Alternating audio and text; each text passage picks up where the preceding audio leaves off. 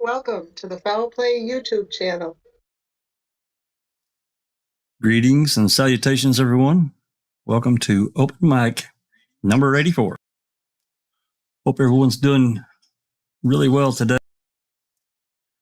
I was bragging to Rhonda because she said it was hotter than hell where she's at. It's 66 degrees here. It was actually supposed to get warmer, but it's been cloudy here all day and quite nice in comparison. I think it's probably 166 where Rhonda is. Right, Rhonda? Yeah, it feels like 166. The hottest part of our day is usually around 5 or 6 o'clock, and it's only 4:15, and it's 100 degrees. So I'm not looking forward to 5 or 6 o'clock. God. I'm done. I'm so done. I don't blame you. Well, anyway. Cherie and I can enjoy the cooler weather because I know where she's at. It's cooler too. So don't worry. You don't worry. It'll be there soon enough, and then we'll be bitching about it's so cold outside. So I know. Anyway, gotta mix it up a little bit, right? That's right. And speaking of mixing it up, we're heading off away from the Avery Dassey cases for this open mic, and we're going back in time to last year, and we presented. Ripper helped us out and with a case out of Kansas from Highland Community College, and we're going to be heading into that territory. We're going to do some background so people that are here understand the basics. At least I can't go into all the information. There's so much. If you just do a little digging, you'll find it. But we're going to be presenting quite a bit of information background wise, so it's kind of understood what's happening with what we're going to be actually presenting. A lot of this stuff we've already presented one time, but I think it's only fair. Not everyone was here, and they may have forgotten because we're not in the midst of this case. We've been neck deep in this third PCR motion of Zollner. So we're going to do some background. We're going to play some recordings. We're going to play actually a few recordings. Nothing too long. I'm not going to play all of any. Well, there's one of them that's really short. I'll play all of it. The other two, they're pretty long. I'm not going to play all of them. And then we got some documentation that we're going to present as further of the background of what's actually transpired at this college. It's just insane to me how these people can still be working there in this day and age. I just don't understand it. I know a lot of people out there probably won't, So with that said, I'd like to introduce our panel. Cherie, how you doing today? I'm doing well. Hi, everybody. Thanks for coming. And then just Rhonda. She's going to be helping me read. And Cherie might even be doing a little bit of relief reading. We'll see how I do. But I've got the sniffles or COVID or something. I don't know. Whatever. I'm okay right now. But Rhonda, how you doing? I'm just doing peachy dandy. Great.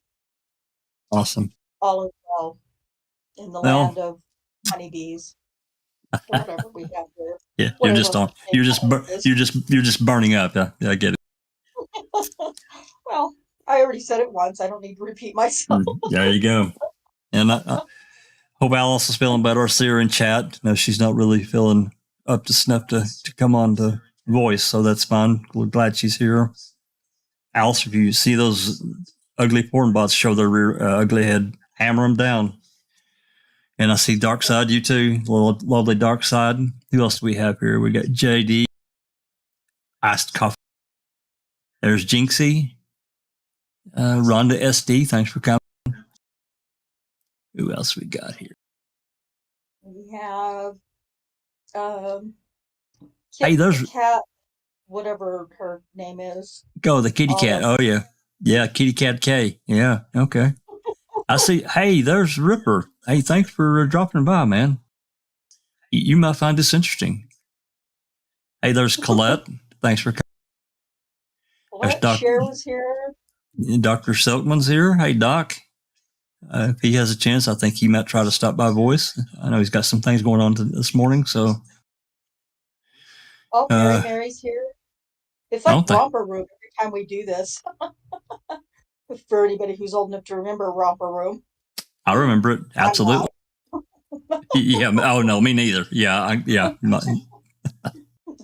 What am I talking about? Romper Room? The hell? Yeah. Anyway, thanks everyone for joining us. I hope we didn't miss anyone, but if I did, I apologize. And I'm sure we'll have some more filtering in as we get through the podcast. So, I'm first going to just kind of break down a little bit about some of the happenings at this college, this Highland Community College. They're a small, medium-sized community college in Kansas, and there was a lawsuit that got filed. Actually, there's been a couple. The second one is what really prompted our involvement, and this is the brother of Ripper that's involved in this. And in doing a lot of research, a state like Kansas, I think it's a lot of states are like this. They're a right to work state, so they can pretty much just do whatever they want. They can fire you for whatever reason. They don't really need a reason. They can just whatever. But with a position like a coach, especially successful coaches, I think there are clauses within that right to work that really kind of deem it, we're going to let you go, but here's why. Because, like I said, he was very successful. There were some, and this is kind of where this is where this gets crazy. He was accused of him and others were accused of academic dishonesty and basically helping students do their homework. And it's just not true at all. It's just not true. The NJCAA this is the junior collegiate. They don't investigate. They leave it up to these schools to do their own investigation. Like as the NJCAA, they don't have the resources to run these investigations on their own. So they rely on the school to do it and just believe what they tell them. You could basically cook the books, in my opinion. This is my opinion.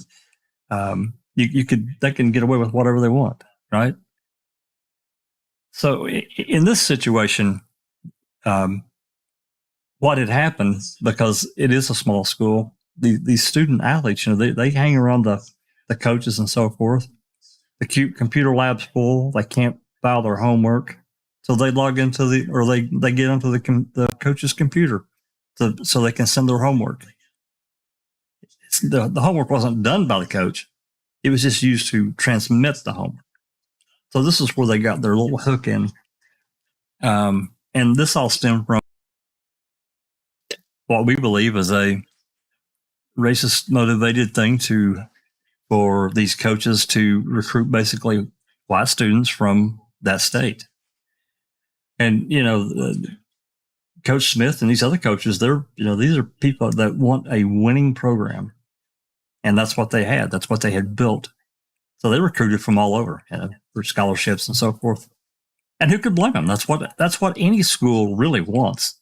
I mean, it's great if you could just recruit from a small area or whatever, but that's not real life. It's just not possible. They have to cast the net pretty far and wide to bring people in, and they had winning programs there. There's no doubt about it. After, I think some of the programs have actually fell apart at this point. But after Coach Smith, his contract wasn't renewed, and these other coaches, I think their records fell into the cellar. I mean, I think they might have won one game or maybe two, and I think one of them maybe is because the other team had to forfeit or something. It seemed like it's part of a memory that I'm having, but I could be wrong. Don't quote me on that one. I just know that their program really died on the vine. So that's kind of an overall background. I'm painting this with a big brush right there. So there's a lot of detail in all of this. And I'm gonna put up, this is the second lawsuit. There's another lawsuit that happened just prior to BJ Smith and the other two filing this federal lawsuit, the main crux of our podcast. I'm going to put up, there was a settlement in another lawsuit of 4 students. Hold on, give me just 1 second, guys. I'm going to put this up on the screen. Okay.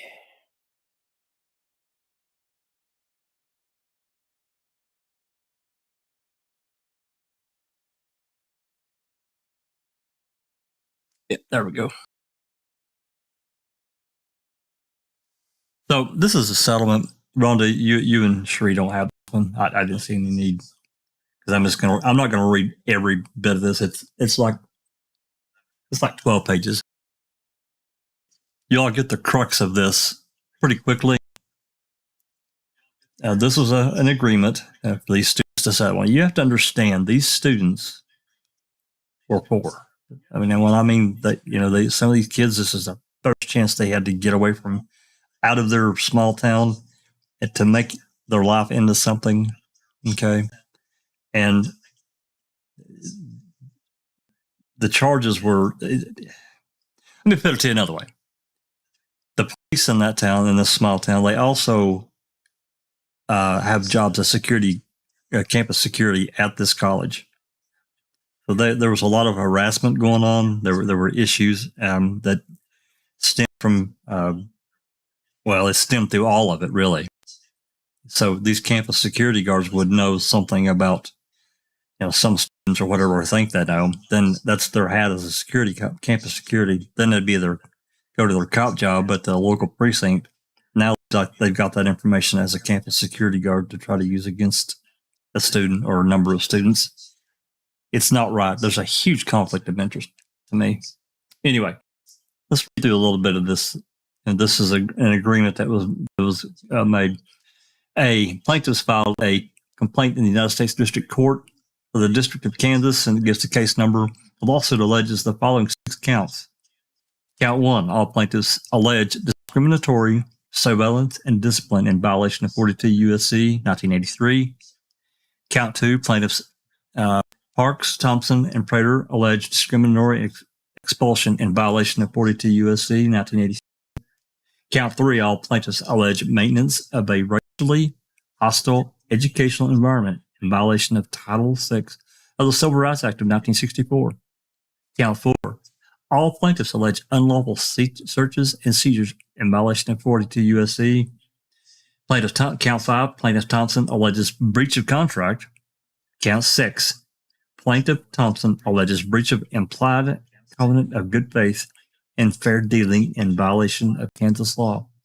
Some pretty serious allegations. Not to confuse the subject, there's some in the more recent lawsuit. I think there's some Title IX allegations going on, and that's in reference to federal money being received by Highland Community College. So, and there are certain rules when a college or Institute of Higher Learning receives public funds. There are rules surrounding the use of that money and the conduct of the college, right? I hope I said that. Does that sound right, Rhonda? Is that right? Yes. Sorry, say that once again. Oh, yes, federal money. Yes, correct. So, and then B, the defendant, being HCC, denies the validity of the plaintiff's claims and that it is subject to any liability. C, the parties wish to settle their differences without resort to further litigation. So now we're come to the settlement. D, the parties have decided to sever all ties between them and to fully and finally settle any and all claims plaintiffs have or may have against defendants as employees, known or unknown, fixed or contingent, including without limitation, any and all claims arising from plaintiff's attendance at Highland Community College. And it goes on, you know. I will say that, excuse me, I'm remembering another part that these kids they had a really, really difficult time getting their transcript from the college after this. Prior to dismissal of the entire lawsuit with prejudice, and as part of the consideration for this agreement, plaintiffs agreed to separately dismiss with prejudice the individual defendants, Dr. Bryan Dorrel, Dr. Eric Ingmeyer, that previously dismissed. And then here we go into the consideration of this actual settlement.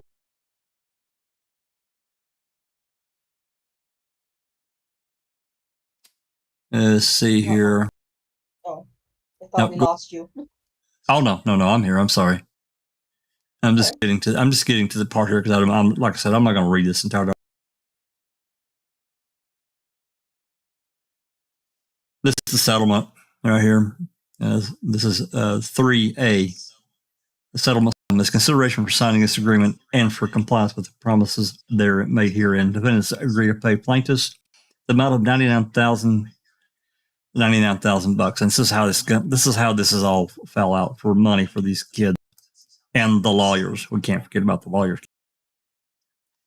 3 checks made payable to plaintiffs Antoine Thompson, Thomas Prater, and Khalil Hines in the amount of $12,470 each. And they each get a Form 1099. 1 check made payable to Dominic Perks in the amount of $15,000. And then a check made payable to McDowell Rice Counsel in the amount of $46,580. Seemed to me like $88. Seemed to me like the lawyers cleaned up. Yeah, it did. This doesn't seem right, but again, now the reason I show this, you talk about, I'm not rich. I mean, I don't think anybody listening is like overly wealthy. I'm certainly not. And $12,000 to me is a lot of fucking money. Pardon my language. It's a lot of money. I'm taking it for granted that it is for Rhonda and probably Sharif, and $12,000 is a decent, nice little nest egg of cash to have laying around. So you flash this kind of money into these kids that are really poor, that came from really humble beginnings. That's hard to pass up. These kids needed money. I'm sure they did. I have no doubt. So they flashed this cash in front of them and said, hey, we want to settle. So they did. So you saw all the charges against the school, and I don't have the actual document of that complaint, but you can tell from this document here basically what they are. But there's a racially charged environment. So, and there were other things too. So anyway, I wanted to get that shot first. That's part of the back. Let me get this turned off.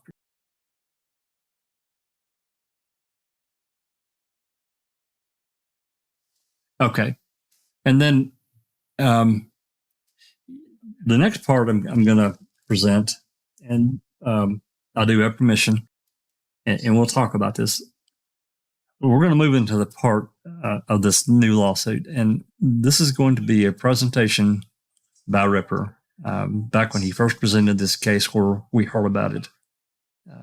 This was back, well, you'll see, back a while back. And he really gives a pretty good outline of what's going on in this. Let me get this closed here.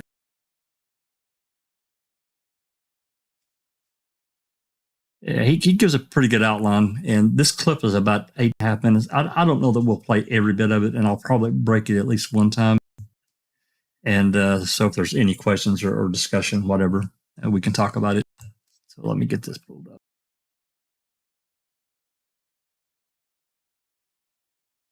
Okay, that's going to pop in there. Rhonda, you and Cherie are probably going to have to unmute YouTube to hear this.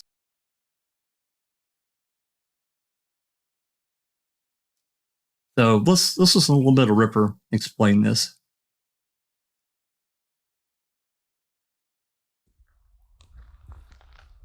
Hey everyone, it's Ripper here. I know you are wondering what in the world am I doing standing outside, and I've wondered the same thing. But if you look right here in the background, I am at Highland Community College in Highland, Kansas. It's a small town out in the middle of nowhere, but there are some things going on here that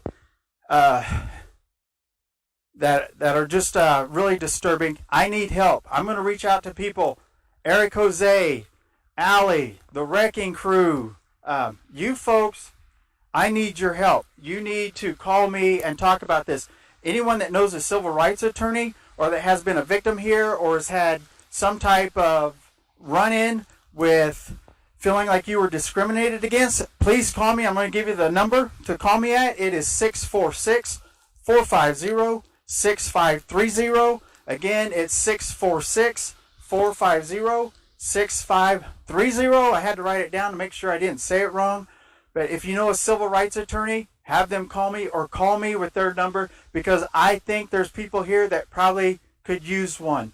Let me tell you some of the things that go on here. There's a couple of police officers in this town that are hired by the school as campus security officers. So some of the reports that I've gotten is that these officers sit inside this cafeteria during lunch, and sometimes they even have pictures of the student athletes and they profile them.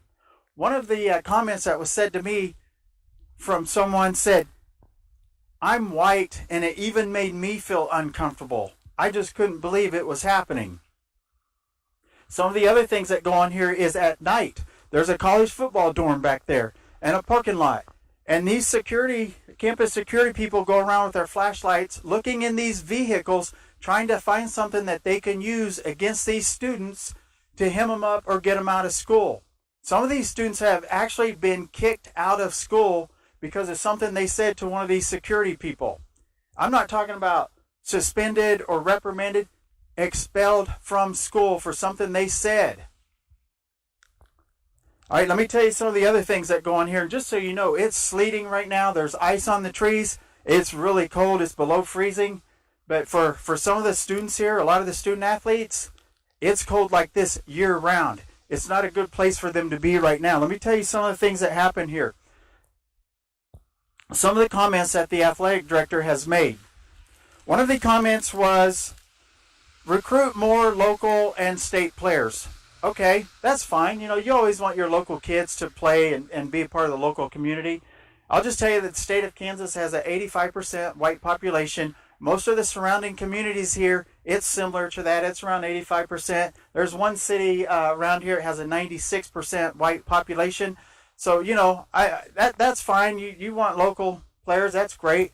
One of the other things that was said was, and I'm going to quote this, recruit more players that the culture of the community can relate to. Now, the culture of the community is going to be mostly white. I know that just by looking at the stats and the stats that I just named. The person that was said to, they followed up with, what exactly do you mean by that? And the response they got from the athletic director, who this is his first year here, was, you know exactly what I mean by that. And then one of the most disturbing comments that has been reported to me was, no more players with dreads or wicks. And then that comment was followed up naming 3 student athletes. I looked up their pictures, and when I saw their pictures, they had dreads and or wicks. You can look it up, dreads or wicks. Look up dreads, wicks, South Florida. It's kind of the hairstyle in South Florida. But they were told that these 3 players were bad people and they needed to get them off of campus. Now, just about an hour ago, I received a call regarding one of these players. And they are saying, now, I wasn't called from the player directly, but someone called me telling me that one of these players is trying to get back to school and they don't want him back. He's having a hard time to get back into the next semester. So I'm pretty sure the conversation that I had with someone about that is accurate, because now I'm hearing that they're trying to keep him from coming back. Also, the football coach that was here, He was here for 6 or 7 years. Was a good coach. They were ranked in the top 20 this year. They beat the number 1 team in the country. He had more suspensions this year as he's had his whole career here combined. And all of the suspensions of the players here this year on his team were African American student athletes. And when we talk about suspensions, I want to talk about a party that was held in this town that the students went to, you know, like a house party. They were drinking. That's what college kids do. But the party got busted by local law enforcement. 20 or so students got tickets. They got minor in possessions, things like that. It was the baseball team, the volleyball team, the softball team. None of those students were reprimanded by the college. Yet, you have students here being kicked out of school for saying something to a police officer that's acting as a security guard here. Also, around that same time when that party happened, there was a couple of players that were suspended from the program for things that, you know, they didn't get tickets from police officers. One player was suspended because he missed a meeting with the school counselor. He was suspended for a football game because he missed a meeting with a school counselor. Yet, people can get tickets and get arrested, and they don't get suspended or anything. In another case where a player was suspended, the starting quarterback, after one of their games when they had a loss, he said something to the refs after the game. The refs blew it off. They didn't think it was a big deal. What he said was something to the effect of, "You all effing suck." The refs didn't write a report on it, but the athletic director of this school contacts the head of officials after he doesn't see a report written up on it, and he makes them write a report up on it. The head of officials told the head football coach here, we didn't want to write up a report on it, but your athletic director was adamant about it. The report is written up. It's turned into the NJCAA. They suspend the player for 2 games because the athletic director turned it in. Now, the athletic director didn't hear the student make the comment, but the chief of police heard it, and he told the athletic director about it.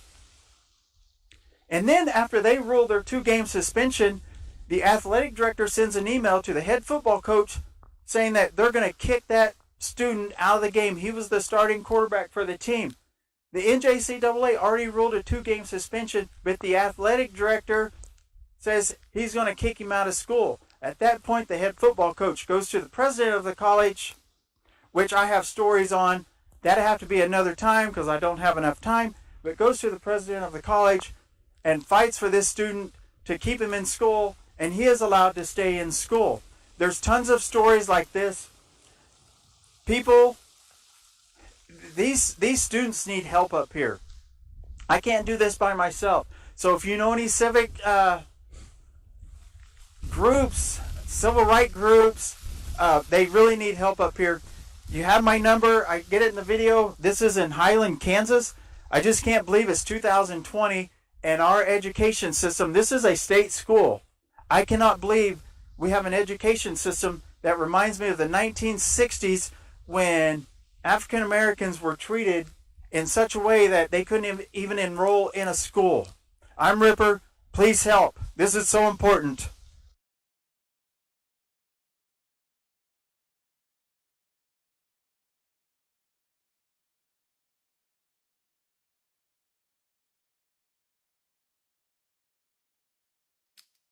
Talk about crazy. I remember when Ripper did that. I do too. Yep, yeah. I do too. It's absolutely, it's insane.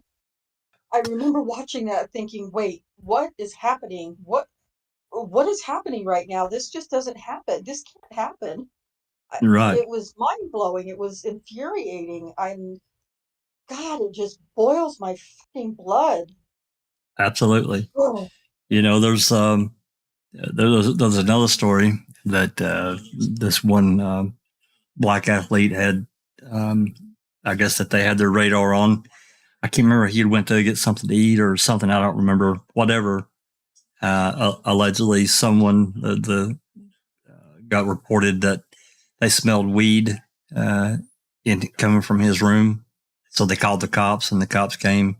He didn't smoke. He didn't have any weed in his room, but allegedly they found some. I think that's one of the stories.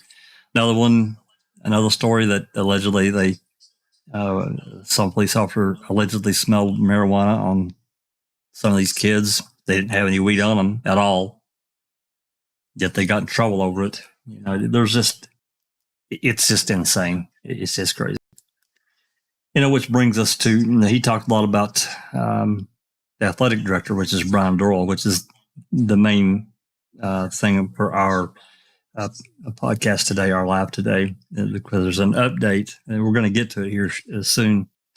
We want to talk a little bit. He did mention the president, which is Debra Fox. She's the president of that college, and she came in, and I think in July of 2019, I think that's right. And then Dorrel came in September. She brought him on board, and they'd known each other for years. Make no mistake that they are acquainted. But anyway, he came in as the athletic director. Now, this guy had never been an athletic director in his life. He had helped on teams, like an aide or something to the athletics department. But now suddenly he's an athletic director over this college. And, without making this is just opinion, and just from what I can see, I think other people can see it too. They decided to change the culture. And I don't know if this came from the board of trustees, or it seems to have, because they're also involved in the decision making of the school and how things go, especially with athletics. That's a huge draw for money. That's a real source of income. A lot of colleges, these the SEC and the Big Ten, the Pac-10, and all these different leagues around the country. That's a huge amount of money. Televised appearances. The college gets money. Bowl games, they get even more money for their program, for the school. So it's kind of surprising, but at the same time, if there's racial motivations, and I think we can see that, hey, you got to change the culture, right? No more dreads, no more wigs. It's just crazy to me. Who gives a shit? If somebody enjoys their hairstyle that way, who cares? I don't. My hair's been short for years. So what? It's my hair. I'll wear whatever I want. It's just crazy. Anyway, I'm going to talk a little bit about Debra Fox and the difference. Sorry, Jack. No. The difference between the way you like to wear your hair and the way that these young men like to wear their hair is really nothing to do with their hair, but more the color of their skin. Absolutely, it is. Yeah, that's what Ripper said. Yeah, he was a trainer. So this is Bryan Dorrel, but yeah, that's exactly right, Rhonda. And talking about getting back to Debra Fox for a minute, this investigation that allegedly happened, like I said, the NJCAA, they don't investigate. They let the school take care of it. And these accusations, the finding came back that there was absolutely no grounds for anything. And she knew this. And this is moving into 2020 and going into 2021. This was later in the year in 2020. So, but, she's made a lot of statements. I'm not going to put them all up. Probably what I'll do, I've got a lot of information. I probably will clip these and put them in a folder, and I'll add it to the video description for a lot of these statements that she's made to these various media outlets and so forth.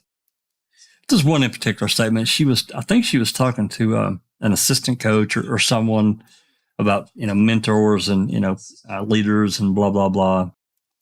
And she made the statement about Hitler being a great leader, great leader, or something to that effect. I'm going to play it. It's a really short recording. I'm not going to play the entirety of it, but this is a pretty short recording.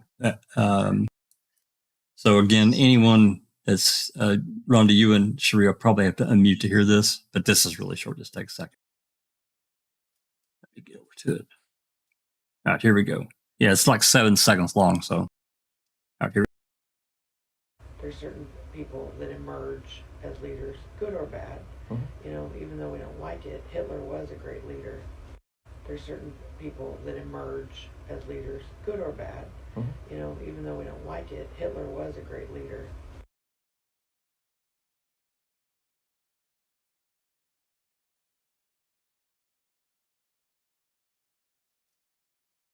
That's the president of a college telling anyone that. I don't know what, under what, I don't know. I can't think. I'm pretty old. I'm 61 years old, and I don't know what of any context that you could ever say that. Ever.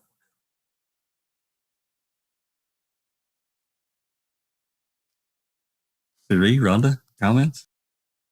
Yeah, I'm sorry. I was just going to say there is no context in which you can say that, um, and get away with it like Debra Fox did. She should have been, in my opinion, she should have been fired immediately. Yeah, I was just going to say she should have been terminated, but she wasn't. And I think I was mentioning to you before we started that I forgot what I was mentioning to you before we started. Never mind. I've blanked. Oh, that's okay. Yeah, now as I recall, she was talking to a black assistant coach when she made the comment about Hitler. Yeah. I was maybe that's what it was. I thought it was in the meeting with the parents, but I'm sure I'm wrong. No, this was a separate time, but we're going to get to that, and which brings up the next part of this before we get to the actual thing that we're going to be actually going to today. So you think about fall time of 2020, and these accusations come out against the coaches.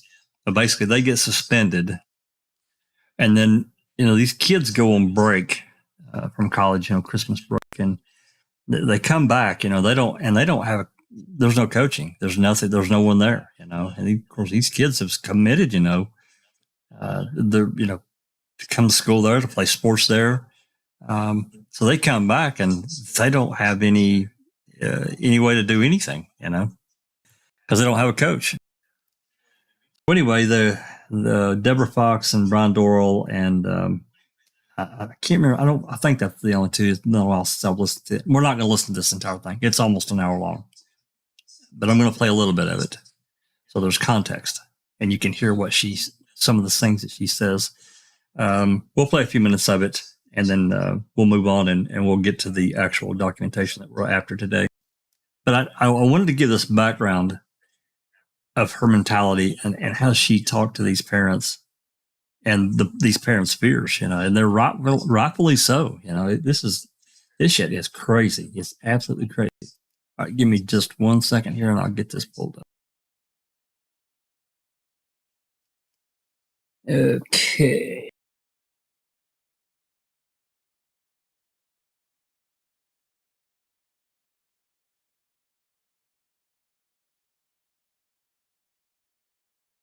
Yeah. Okay. All right. So again, Rhonda, you and Sheree will have to unmute. We'll play a few minutes of this. I'm not going to play it all. Like I said, it's an hour long.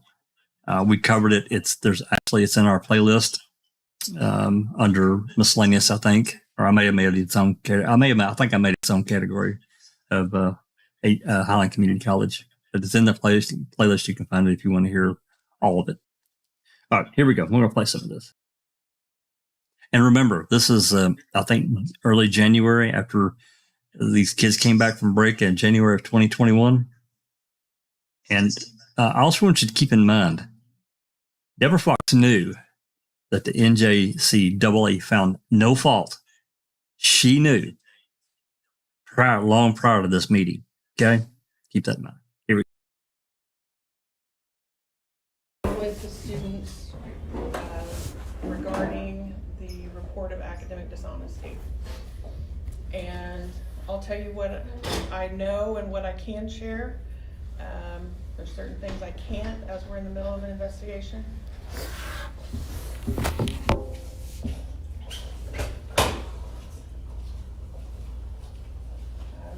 Coach Euler just joined us.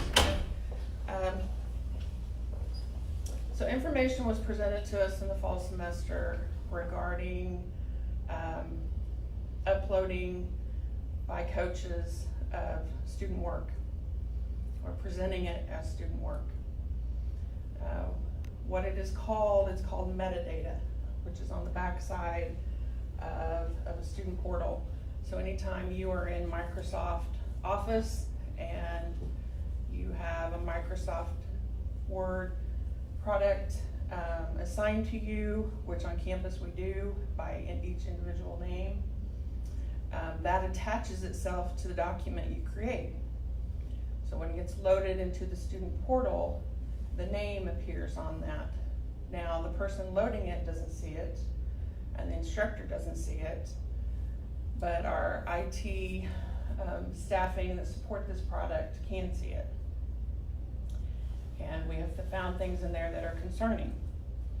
We have found things at times where student portals were accessed when students weren't here, but they were accessed from this campus. And so we have to investigate that, and we have to notify NJCAA that that's happening. So they're aware. In the meantime, our board chose to remove the coaches while this investigation is going on. Reason behind that is that the NJCAA doesn't have a set standard of, if you do this, this will happen to you. But there are things that may happen. And those things could be that if a coach has found to have violated or done academic fraud, that the season can be vacated. Students can be ruled or may be ruled ineligible. We can lose scholarships. We can lose the opportunity to participate in postseason. We may be put on probation. We may be fined. What we want is for your girls to be able to finish the season, to finish the conference competitively, and participate in postseason. And so we took this action in order to give them the best opportunity to do that. Because the NJCAA is going to look at us and say, what are you doing about it? So while we're doing this investigation, that was the action we chose to take. We will honor their scholarships. From a college standpoint, if a student is found to have committed academic dishonesty, they will be entitled to a hearing. They may receive change in their grade. If that happens, then the situation is done as far as the college is concerned, and we move on. The NJCAA may rule them as an ineligible student for this season, and then it's done, and then the rest of the sanctions fall on the institution. I cannot discuss with you where we're at with the coaches. That is a human resource personnel issue. I can't share that with you at this time. I can't give you individual names or scenarios other than what I've described. Once the NJCAA has reviewed the information, they will issue a ruling, and that is public information. Student names are not shared. We will not share a student's name, and to my knowledge, they will not share a student's name. They will share the outcome, but that is as far as they will go with that. It is our intent to give your students the best opportunity to play, to be seen by other schools, to promote them to other schools, and to get them to the next program they want to get to. That's what we want to do. We'd hoped to meet with your students before they left for Christmas, but a practice had been canceled, and we weren't aware of that, to where that they wouldn't be around for us to be able to meet with them. So no, we didn't like the way that we had to share the information with them, but we had to share it. So that's where we're at, and I'll open it for questions, but I don't know that, to be real honest, how much I can answer. If this monitoring system has been in place forever, that's how it sounds to me. Okay. Did you not get a report of the academic dishonesty until right before break? Or if this was something that happened earlier in the semester, why was it not addressed the first time it occurred or happened?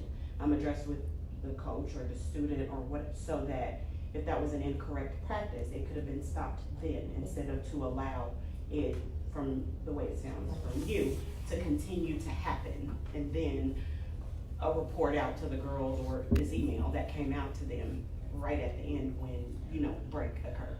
I mean, it just seems like it was multiple occurrences of the issue were allowed to continue over the course of the semester instead of it being nipped in the bud the first time you found out about it.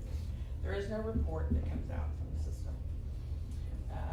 It is on the back end. We use a company called Learning House, which is our platform for our online classes. They don't regularly cipher through it. What happened was that about mid-year, about October, a question was posed to us regarding eligibility. And so we began to try to answer the question. It was by one of our board members. So we contacted Learning House and said, can you pull this back-end data so we can see what happened? That's about the time you all took over, right? No, I took over in July. Dr. Dorrel came in August. I have been with Highland for 18 years. I left for 7 and then came back this year. Dr. Dorrel was not involved in any piece of this initial question, fact finding. My question is, well, why couldn't it wait till the girls finished their season with, you know, their tournament, instead of giving them a new coach right now? Because the NJCAA expects you to identify and submit the problem as soon as you know about it. Well, that goes back to her question, why wasn't Which was it taken October, care of correct? then? We did not have enough information in October to move forward. But Well, you it had don't enough look like you all suspicion have to start enough to now. investigate in October. And We it asked- doesn't- It don't look like you all have enough, We asked the information now. question. Well, I can't, only because I can't reveal it to you. We asked the question, and what we got back, we felt like that's kind of gray. Can you Dig move forward deeper. this? Yeah. Look like you all looking for something there. Let me ask the question, because I understand what metadata is. Mhm. I know what it does. Okay. But also, every document that's created in Microsoft products Mhm. have a detailed section on there of who created the documents. Mhm. So therefore, that tells you who is the originator of the document. Mhm. Whatever metadata says, the originator is on the document. And that is what you should be looking at. Mhm. Yes, sir. The metadata only gives you certain amount of information. The original of the document, or when the document is being created, that is part of that document.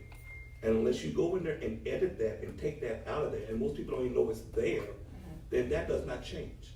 You can give that document to 1,000 people. The originator is always going to be on that document. And unless somebody goes in there and purposely changes that. And again, that's something the IT person knows, but everybody else don't know. And he's Okay. IT. And that's why we asked further questions. Okay. That's why we went further from Okay. the initial data. So then the second thing they need to look at is they need to look at the IP address from the document. You're They need to correct. go back and look at the IP address and get the original IP address, because that's where it originates from. I don't care how many uploads you go through to different servers, the original IP address is embedded in the document also. And that's where it needs to be originated from. So. I you fully can support pass it. everything you're saying. Okay, I do. I fully support everything you're saying. okay, so And then that's my why next question. we didn't take just at face value. Okay. My next question then is, I don't know a major school that has not been under investigation and not a single coach has been fired because an investigation is going on. They remain in their position until evaluations and investigations are completed, then actions are taken. They do not do that on any college level, on any college level. And I'm talking from my experience of being not only a referee, but also as a coach before. So why is So that I the do not case know in why this this situation? action took place when it should not have taken place until investigation is complete. That's what I understand what you're saying for the NJCC wanting this and wanting that. Yes, you do certain things, but again, this is a detriment to these young ladies' career. And it's the fact that you have a coach that's been with them from day one, and has been working with them from day one to groom them and process them to be where they are. Now you're going to bring somebody in halfway through the season and expect that to happen? It's not going to happen. It will not happen. And I think you're being unfair to these young ladies to move their coaches out of that position when nothing factual has been placed on the table.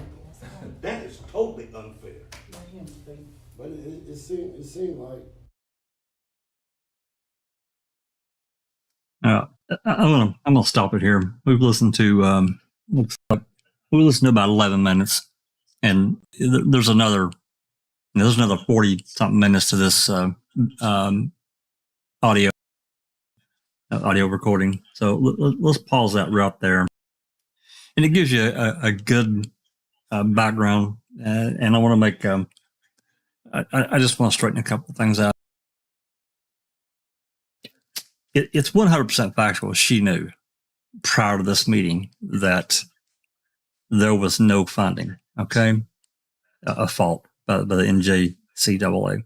However, the actual statement didn't come out, and I'm not really at liberty to say how I know. I apologize for that, but it's just, I just have to just accept it. I apologize for that. But nonetheless, the actual finding came out not long after this meeting. This meeting was January 4th, 2021. And this guy that was just talking, I don't know if you guys paid attention to what he said, but he knows his shit. And he said that, yeah, okay, this homework got uploaded from my coach's computer, and they saw the metadata. But he went further and said, look, that may be true, but that each document has its own metadata, and it's going to tell you the student that created the document along with the IP of where it came from. But mainly, it's really the student that created the document, because that's embedded in the metadata. She ignored that. Also, this when the findings came out, just not long after this meeting, officially came out from the NJCAA, she was questioned about this in an interview, and she completely ignored it. She blew past it completely. She did not say. She didn't acknowledge it.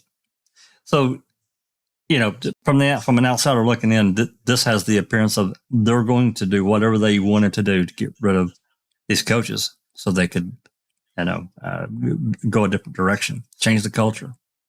I think, from my perspective, that's what they wanted to do, and they have all the power and all the control. So, before I move forward, when we get into the nitty gritty of our podcast tonight, I know a lot of background. I know some of you have heard it. This is being associated with true crime and all this other stuff. Civil rights is something that's near and dear to me. It means something. It has to stand for something. If it doesn't, then just burn the document. Just change the law. Civil rights mean nothing. And I'm a realist too. I get the real world, but at the same time, there's such thing as being right is right and wrong is wrong. And I lost so many things that I see that's happened here to these coaches, these students, is absolutely a disaster. It's just a disaster. So, any questions, comments, Rhonda, Cherie, before we move forward with what we're going to these questions, the actual complaint, and then these answers that. Oh, shit! A little more information before I get to that. Any questions? I've been talking a lot. I don't think there's any questions, just comments. In anger, of course, in the chat. Absolutely, yeah. I haven't had a chance to really look at the comments. I see Dr. Silkman's made. I know Dr. Silkman was really fired up about this last year when we were talking about it, because he's from an academic background, and I think he's been a professor and taught kids of all stripes throughout his life, and I'm sure this just burns his butter. I'm sure it does. It grinds my gears to no end. It really does. I've got 4 children, and I would absolutely be blistering with anger to find out that there had been discrimination of this sort. Right. Yeah. So, Dr. Silkman says this school didn't care how good their sports teams were. They just wanted specific students and coaches out the door. It's so blatant here. That's exactly right. Yep. And is they went from a winning team to a team that I think, well, they certainly didn't win anything. They were certainly very low in the in the sports. I can't think of the word I'm thinking of, but they dropped. In other words, they went from a winning team to a complete losing team. Oh, disaster! Absolute disaster. Like I said, I think they might have won 2 games, but I think one of them was a forfeit from the other team. As the only reason. Forfeit, yeah. I think so. Yeah, if I'm remembering right. It's been a while since we covered that. Right.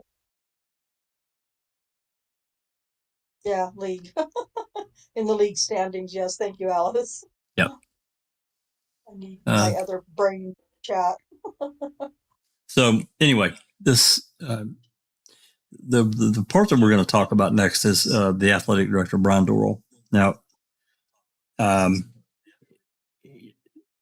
there's no doubt. Now, if you listen to the rest of that recording, he's there too, and he jumps in, and because I'm sure that this guy that was talking, this parent, he knows his shit, and I believe Bryan could detect right away this guy knew what he was talking about, and they were pretty much called out for what they had done. So, anyway, like he's been there since, like she said August. I thought it was September when he was officially hired, but okay, August, right after she became president. And I actually, open record requested his personnel file. Now, they didn't give me all of it. I did get some of it, though. I got his contracts. And his contract has been renewed even through. He signed a contract in late July of this year. And he got he got a pay increase, and it was for a year. It was a 1-year contract extension. And, but now he's just recently resigned here in the last couple of weeks. He's gone, and I can't find out why. I did ask the college, and was told the person that I talked to said they didn't know. I said, was there going to be a statement? And they said they were part of, media, marketing, whatever, and they didn't know if they were going to release a statement. So, but nonetheless, this guy he's going to another college. I think in Nebraska. I think that's right. Now, I can't tell you the name of the school. I'll see if I can find it here in a minute. But I think it's really strange that he would be leaving in the midst of all this. Now, you got to remember, he's named in this federal lawsuit, right? So this is a pretty big deal, in my opinion. If I was in his shoes, it'd be a damn big deal to me, getting named like this. So, with that said, let me get over here to this.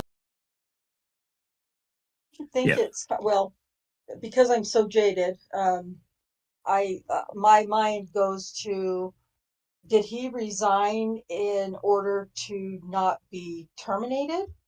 I mean, because we see that happen all the time at all levels of academia and government, for sure. They kind of get the notice, the little pink slip that's, either leave, either resign on your own, or you're going to be terminated.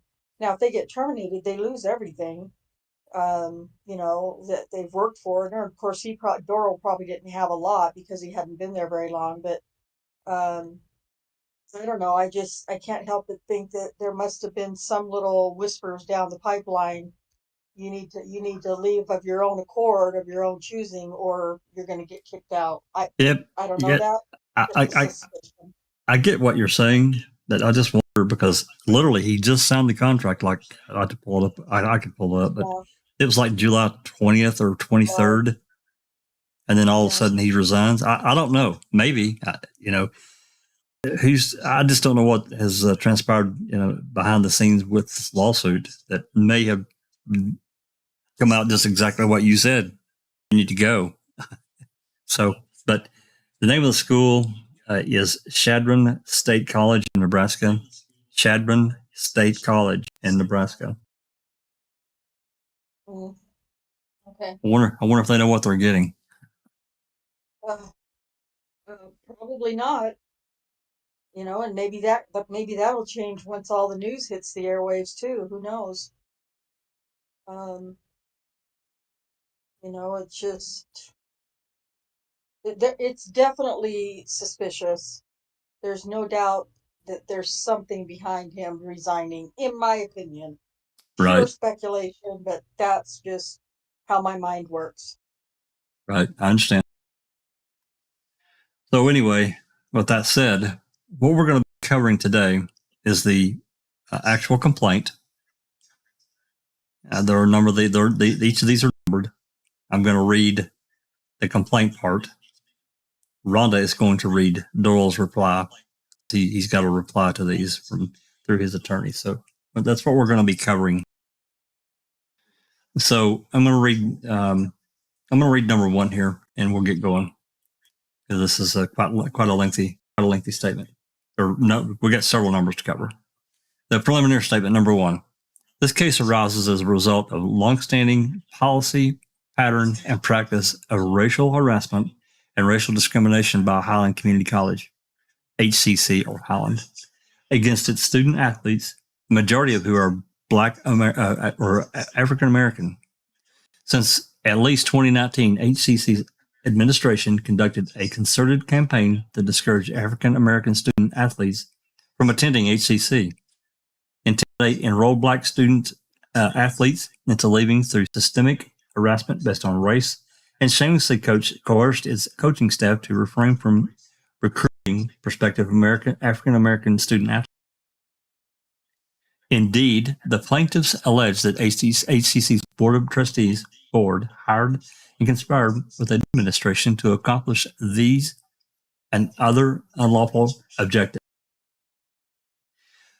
Coaches and staff who are opposed to HCC's discriminatory practices were disciplined, and in the case of the plaintiffs, had their employment unlawfully terminated by HCC without due process and with clear malicious intent to damage their reputations, discredit their testimony, and attempt to cover up its campaign of racial harassment.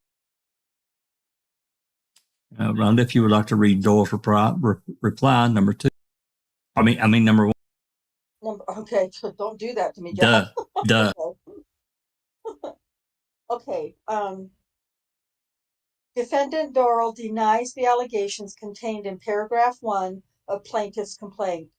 There is not now, nor has there ever been, any informal or formal policy, pattern, or practice of racial discrimination or harassment at Highland. Such allegations are absurd. When former Highland Community College, Highland President David Reese retired, he sent a memo dated June 10th, my birthday, 2019, to the Highland coaching staff with his thoughts on how to be a successful coach at Highland. See Exhibit A. The June 10th memo provided his insight as the longtime Highland president, former Highland faculty member and assistant coach, and longtime resident of Highland, Kansas. Mr. Reese's memo covered a lot of different areas and provided a lot of background and insight as to his philosophy and outlined the unique challenges and opportunities that existed for Highland athletics. None of his comments or guidance was related to the race of Highland's student athletes. I don't know what that former president has to do with this, but okay. Yeah. Okay, number two. Among the many unlawful actions taken by HCC was suspending plaintiff's employment as the coaching staff for its women's basketball team in mid-season based on a bogus allegation of supposed national NJCAA rules violations involving academic misconduct. Defendant Dorrel denies the allegations contained in paragraph 2 of plaintiff's complaint. Plaintiffs were given a letter dated December 20th, 2019, providing them notice of the concerns of academic dishonesty. Plaintiffs were fully aware of the charges against them and had full opportunity to respond to those charges. Highland concluded through its investigation that plaintiffs were involved in academic dishonesty involving some Highland student athletes. The allegations against the plaintiffs were not quote unquote bogus. Remember, NJCAA found no violations at all. No violations. Yep. That's it. Number 3, as set forth in detail below, HCC and its athletic director, defendant Bryan Dorrel, used a 3-pronged strategy to reduce the number of African American student athletes by disparately expelling them, subjecting Black prospective recruits to excessive scrutiny, such as background checks, not imposed on white recruits, and directing coaches to recruit white prospective student athletes over Black prospects. Dorrel regularly directed the football, women's basketball, and men's basketball coaches to recruit more players who the culture of our community can relate to, end quote, and to no longer recruit players who wore their hair in, quote, dreadlocks or wicks, end quote, hairstyles popular among African Americans. Oh, so blatant. Was that number 3? Yeah. Yep. Defendant Dorrel denies the allegations contained in paragraph 3 of plaintiff's complaint. The allegations directed at Dr. Bryan Dorrel in paragraph 3 are utterly and completely false and outrageous. There was never any purpose or quote-unquote strategy to reduce the number of African American athletes at Highland, let alone a 3-pronged strategy for doing so. Dr. Dorrel was hired by Highland in September of 2019, and upon being hired, Dr. Dorrel was asked to provide leadership and guidance to the athletic department on a number of existing concerns and issues emphasized by President Fox and the Board of Trustees, including such matters as academic performance. Highland had just finished last in overall academic GPA for the Jayhawk Conference, an open alcohol and drug use culture, and other on and off the field behavior issues, and establishing and improving relationships with area and Kansas high schools, and the recruiting of Kansas student athletes. The Jayhawk Conference had recently changed its rules and was limiting to 55 the number of out-of-state students athletes on an 85-man football roster, and there were proposals to make similar changes in other sports. None of these issues or matters had anything to do with the race of any current or prospective student athlete, and Dr. Dorrel himself never considered nor encouraged or countenanced others to consider the race of a student athlete or any other person in addressing these issues and matters. African American student athletes from within Kansas and from outside of Kansas continued to be actively recruited, and neither the race nor the hairstyle of a current or prospective student athlete was ever a consideration. Liar. The allegation that Dr. Dorrel directed coaches to recruit white student athletes instead of African American student athletes, or to scrutinize a student athlete based on their skin color or hairstyle, is completely and totally outrageous and false. Defendant Bryan Dorrel believes any suggestion otherwise is a malicious lie. Sure he does. Number 4. Yeah. Number 4. Additionally, as detailed herein, the HCC Board of Trustees, led by defendant Russell Karn, pushed to hire new president Debra Fox for specific purpose of implementing the board's apparent vision to transform HCC into a racially homogeneous campus with fewer African American athletes. The board selected both Fox and Dorrel despite their glaring lack of qualification for the positions because they enthusiastically agreed to execute the racially discriminatory policies alleged here by aggressively retaliating against coaches, including plaintiffs who resisted the administration Defendant Dorrel admits that Highland, through the Highland Board of Trustees, the board, selected and hired Debra Fox as the president of Highland. None of the defendants had a strategy at any time to reduce the number of African American students or African American student athletes. Defendant Dorrel denies each and every other allegation contained in paragraph 4 of plaintiff's complaint. Number 5.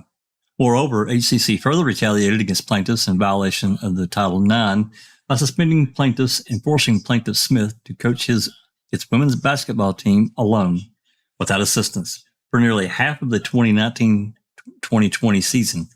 In effect, HCC's Board of Trustees and administration intentionally discriminated against its African American student athletes because of their race, punished any student or staff who objected without due process, and thereby caused the irreparable damage to the plaintiff's reputations and ability to pursue their chosen profession.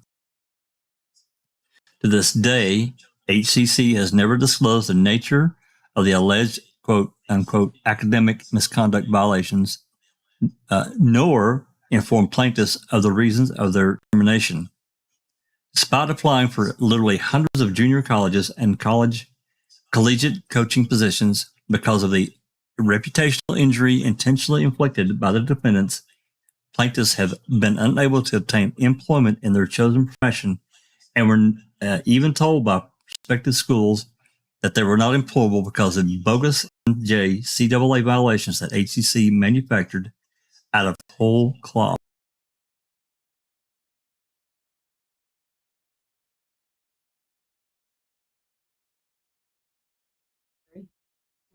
I was muted and then my page jumped. Okay. Defendant Dorrel denies the allegations contained in paragraph 5 of plaintiff's complaint. Defendant Dorrel understands that the decision to suspend the plaintiffs occurred and was communicated to them before any news articles or complaints by any of them. Number 6, plaintiffs bring this action under 42 U.S.C. Statute 1983 for the violation of their federal constitutional and statutory rights, including specifically deprivation of protected property interest in continued employment and liberty interest to be free from government defamation without due process in violation of the 14th Amendment to the United States Constitution. In addition, plaintiffs assert claims for the unlawful discrimination and retaliation based on race in violation of 42 U.S.C. Statute 1981, Title IX, or Title VI of the Civil Rights Act, and it gives up the statute for civil rights conspiracy pursuant to, and it gives the 42 U.S.C. 1983 for retaliation in the violation of Title IX of the Education Amendments of 1972, and it gives that statute. Defendant Dorrel admits plaintiffs bring certain claims as outlined in their complaint and states that all plaintiffs had notice of the allegations made against them and opportunity to respond, but denies each and every other allegation contained in paragraph 6 of the plaintiff's complaint. Jurisdiction and venue. Number 7. This court has original jurisdiction of the federal questions presented herein pursuant to 28 U.S.C. Statute 1331, which confers on district courts subject matter jurisdiction over all civil actions arising under the Constitution, laws, and treaties of the United States. Defendant Dorrel admits the court has jurisdiction but denies each and every other allegation contained in paragraph 7 of plaintiff's complaint. Deny. Yeah. Number 8. This court also has subject matter jurisdiction pursuant to 28 U.S.C. Statute 1343, which gives district courts original jurisdiction over any civil action authorized by law to be brought by any person to redress the deprivation under color of state law, statute, ordinance, regulation, custom, or usage of any right, privilege, or immunity secured by the Constitution of the United States, or any act of Congress providing for the equal rights of citizens or all persons within the jurisdiction of the United States, And B, any civil action to recover damages to secure equitable relief under any act of Congress providing for the protection of the civil rights. Defendant Dorrel admits the court has jurisdiction but denies each and every other allegation contained in paragraph 8 of plaintiff's complaint. Sound like a copy paste. Yeah. Yeah. Nope. Number 9, venue is proper and in this district pursuant to 28 statute 1391B, since all defendants resided in the district and the events giving rise to the claims occurred in this district. Defendant Dorrel admits the venue is proper in this district, but brace for it, denies each and every other allegation contained in paragraph 9 of plaintiff's complaint. Of course. Oh. The parties, number 10, plaintiff B.J. Smith, Coach Smith, is a resident of Highland, Kansas, and former head coach of the women's basketball at HCC. Defendant Dorrel admits the allegations contained in paragraph 10 of plaintiff's complaint. Number 11, plaintiff Bradford Zim, Coach Zim, is a resident of Garden City, Kansas, and is former assistant coach of the women's basketball at Highland. Defendant Dorrel admits the allegations contained in paragraph 10 of plaintiff's complaint.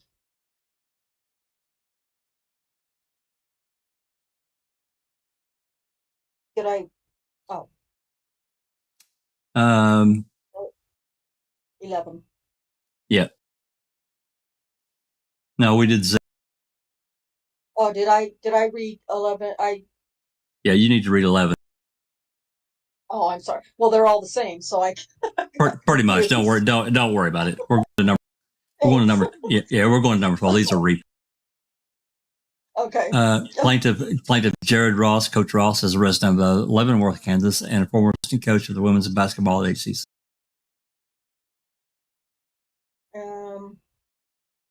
Well, surprise, defendant Dorrel admits that plaintiff Jared Ross is the former assistant coach of women's basketball at Highland, but is without sufficient information to admit or deny each and every other allegation contained in paragraph 12 of plaintiff's complaint, and therefore denies the same.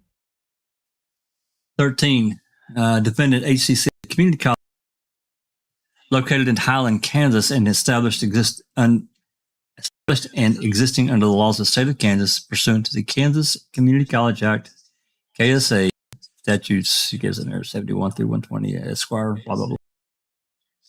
13.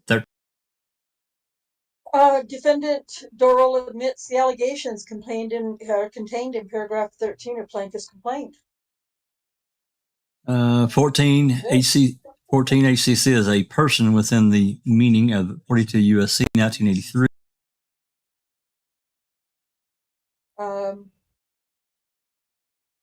Defendant Dorrel states that the allegations contained in paragraph 14 of plaintiff's complaint are legal conclusions and therefore do not require a response.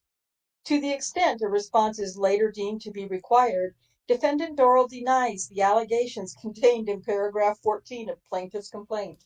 Great. 15, HCC is and has been at all relevant times a recipient of federal funding, which goes to Title IX. Defendant Dorrel admits that Highland is the recipient of various forms of federal funding, primarily through grants, student loans, and other stimulus funding. Defendant Dorrel denies each and every other allegation contained in paragraph 15 of the plaintiff's complaint. Imagine that. Oh, surprise. 16, defendant Debra Fox is the president of HCC and has served in this position since August of 2019. At all relevant times, Fox was acting under color of law. She is sued in her official and individual capacities. And by the way, I do have a reply from Debra Fox. We're not going to read it today. Defendant Dorrel admits that defendant Debra Fox is the president of Highland and has served in this position since at least August 2019. Defendant Dorrel states each and every other allegation contained in paragraph 16 of plaintiff's complaint contain legal conclusions such that further response is not required.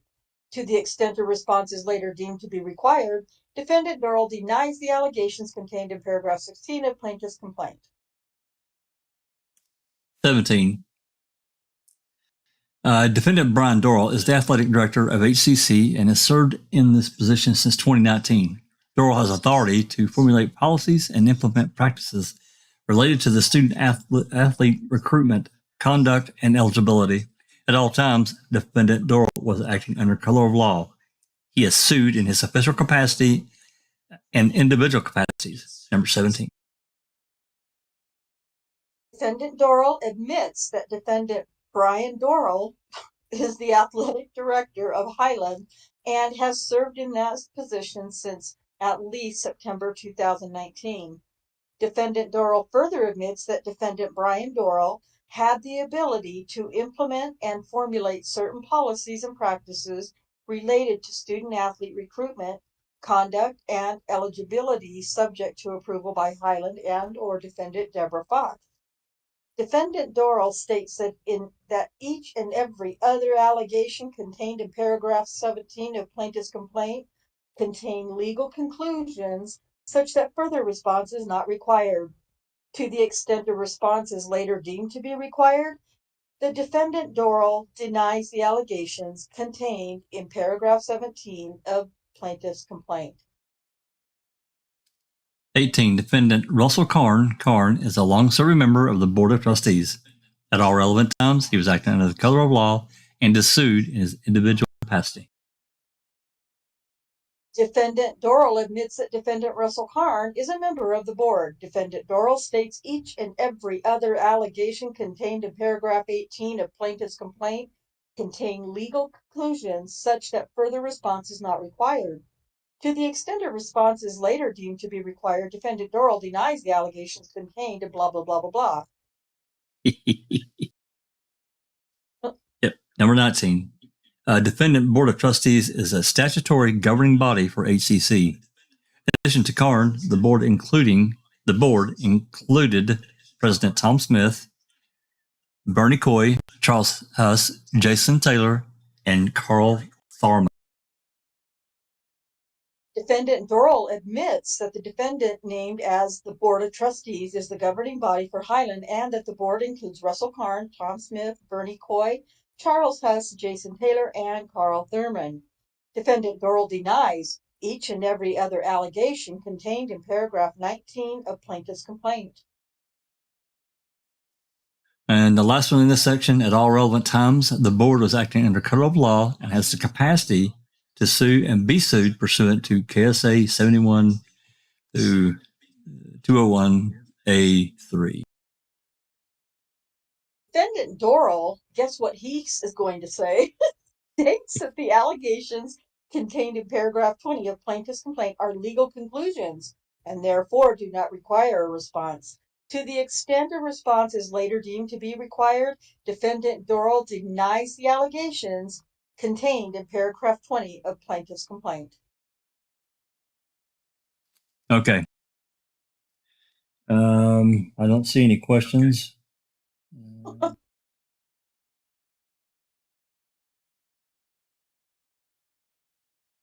I'll see one comment from West Virginia. What kind of defense is that? Deny, lie on the fly.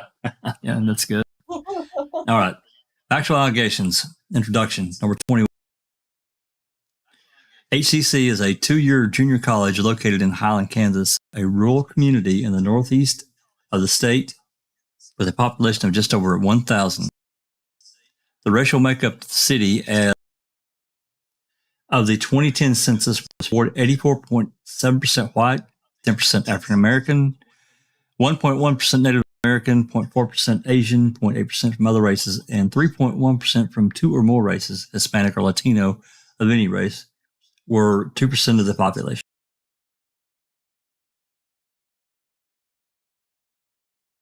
Dorrel admits that Highland is a 2-year junior college located in Highland, Kansas, a rural community in the northeast part of the states. Defendant Dorrel further admits that Highland, Kansas has a population of around 1,000 people. Defendant Dorrel denies the allegations in footnote 1 that we didn't read. That African American student athletes were required to declare Kansas residency. Defendant Dorrel is without sufficient information to admit or deny each and every other allegation contained in paragraph 21 of plaintiff's complaint, and therefore denies the same. 22. HCC is a member of the National Junior College Athlete Association, NJCAA, and competes in the Kansas Jayhawk Community College Conference, JCCC, or Jayhawk Conference, which is comprised of 2-year schools across the state. You want to read that footnote in case it's relevant for Dorrel? I don't think we had the footnote. I don't remember seeing it at all. It's there. We missed footnote 1, but footnote 2 is there. Oh, I see it there. In or about. Okay. Yeah, I see it. In or about 2015, then Garden City head coach Jeff Sims demanded the Jayhawk Conference change their scholarship restrictions to unlimited out-of-state scholarships. He claimed the residency limitation was discriminatory and, in fact, traced its origins to the early 1960s and pointed to statements by then conference officials who all but conceded that the rule was adopted for expressly this purpose.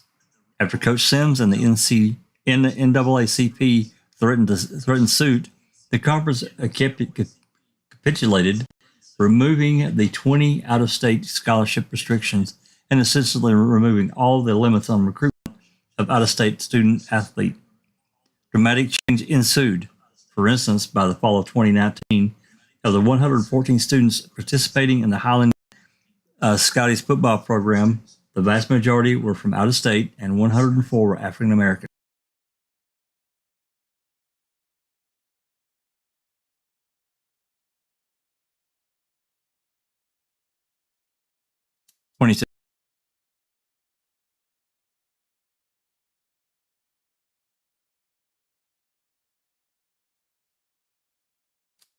We lose Rhonda?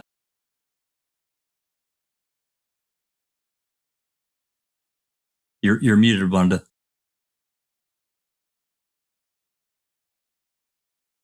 I was done reading. Okay. 22, is that right? Correct. Okay, yeah, I see it. Defendant Dorrel admits the allegations contained in paragraph 22 of plaintiff's complaint. Defendant Dorrel is without sufficient information to admit or deny the purported allegations contained in paragraph 22, footnote 2 of plaintiff's complaint, and therefore denies the same. 23. HCC enrolls just over 3,200 students, 80% of whom are white. Less than 6% of the student body is African American. The school has a diversity score of 0.24, nearly one half the state average for community colleges. Notably, the vast majority of HCC students, athletes in recent years have been African American. Defendant Dorrel admits that Highland enrolls around 3,000 students and that many of its student athletes historically have been African American. Defendants denies each and every other allegation contained in paragraph 23 of plaintiff's complaint. It's quite amazing. You know, you got a community there that's got 1,000 people, and there's 3,000 kids go to that school. That's yeah. All right, 24. Yeah, in the fall of 2019, Coach Smith was entering his 9th season coaching the HEC women's basketball team known as the Scotties.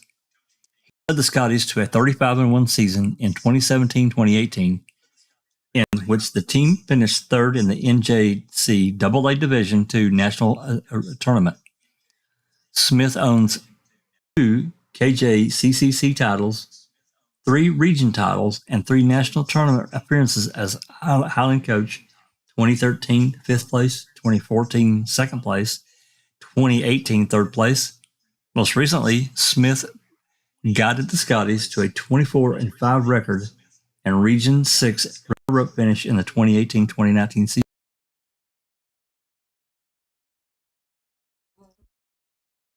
Defendant Dorrel admits the allegations contained in paragraph 24 of complainant's complaint. Oh, wow. You agree? Yeah. Weird.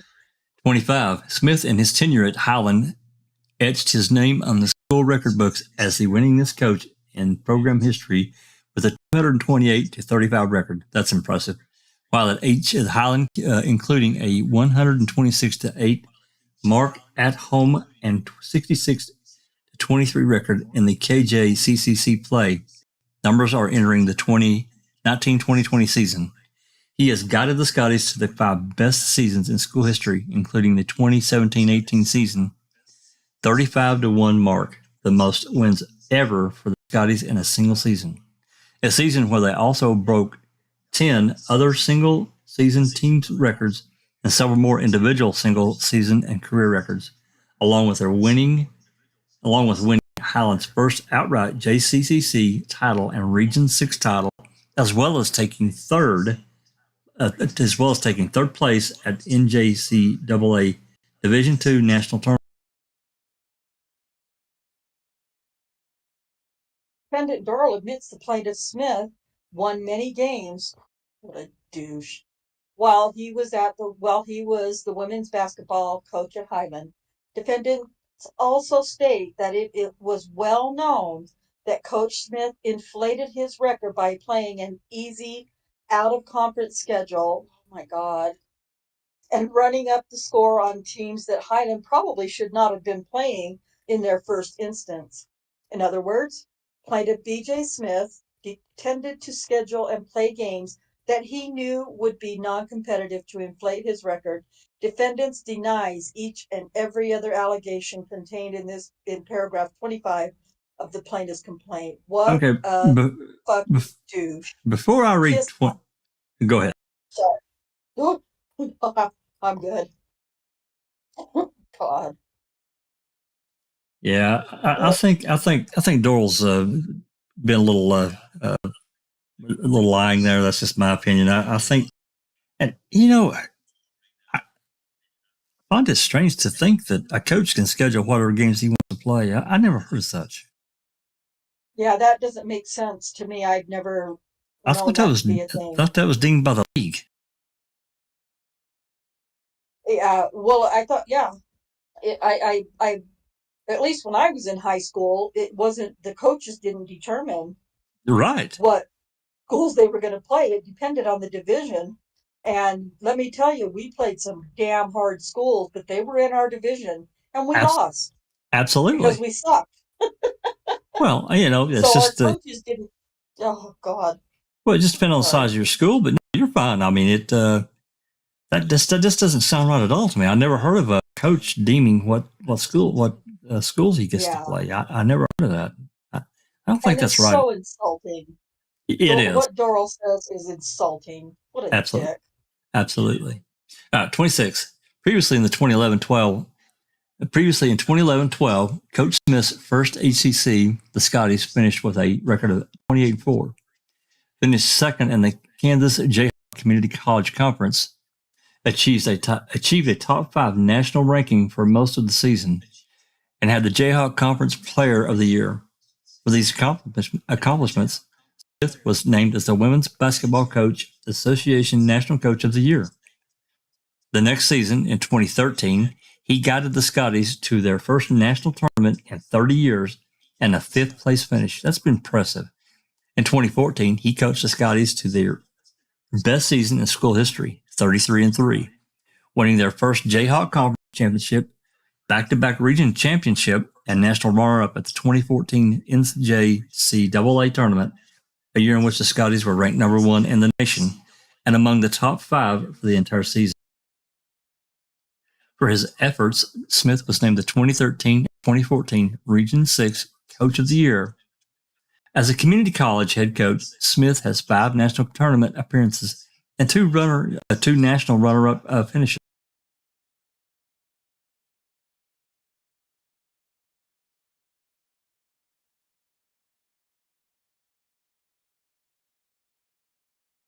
You're not muted again, are you?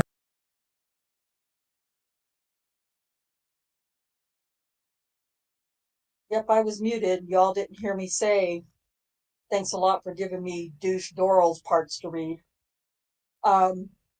Defendant Dorrel admits that plaintiff B.J. Smith won many games while he was the women's basketball coach at Highland.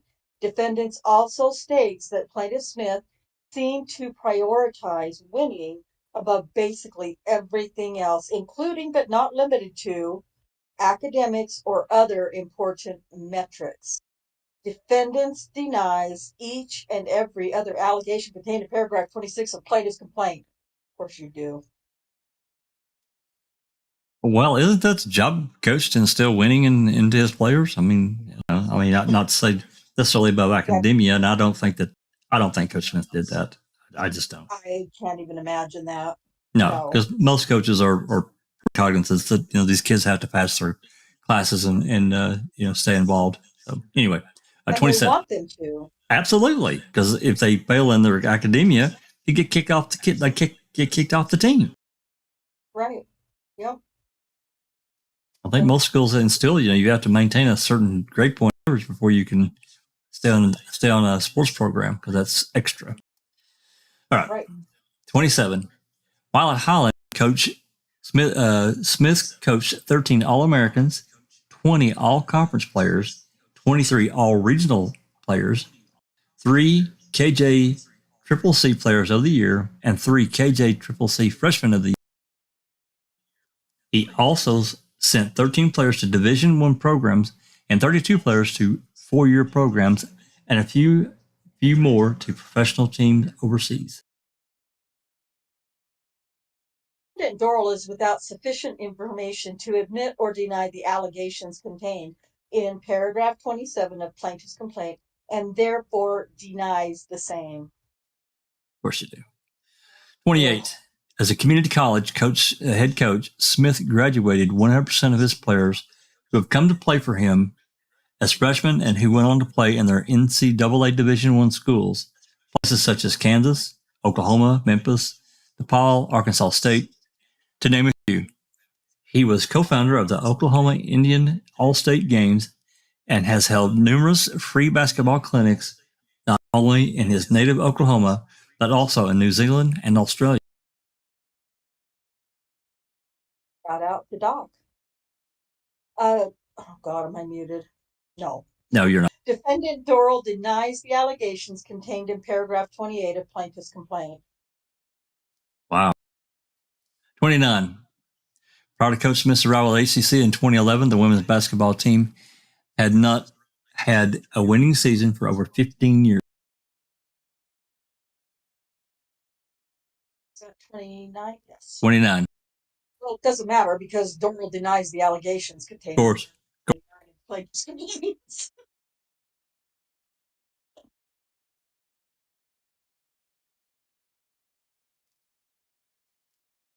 That was all I had to say. Okay, 30.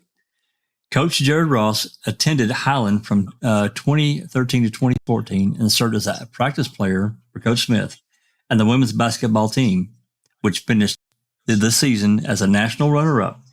Coach Smith hired Ross as an assistant coach in June of 2019. Ross is a third-generation coach. Before joining Coach Smith's staff, Ross gained coaching experience as a student assistant for the Missouri Western men's program for the 2015-2016 season, and before HCC, spent the past 3 years as part of the coaching staff at Class 5, State Joseph Central High School with the girls program.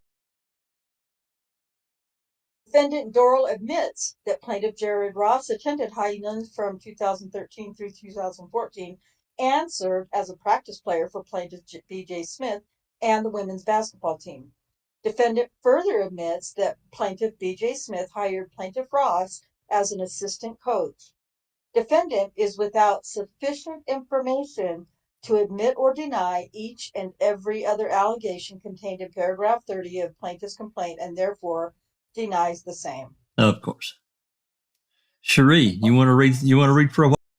You want to read my part? The complaint part?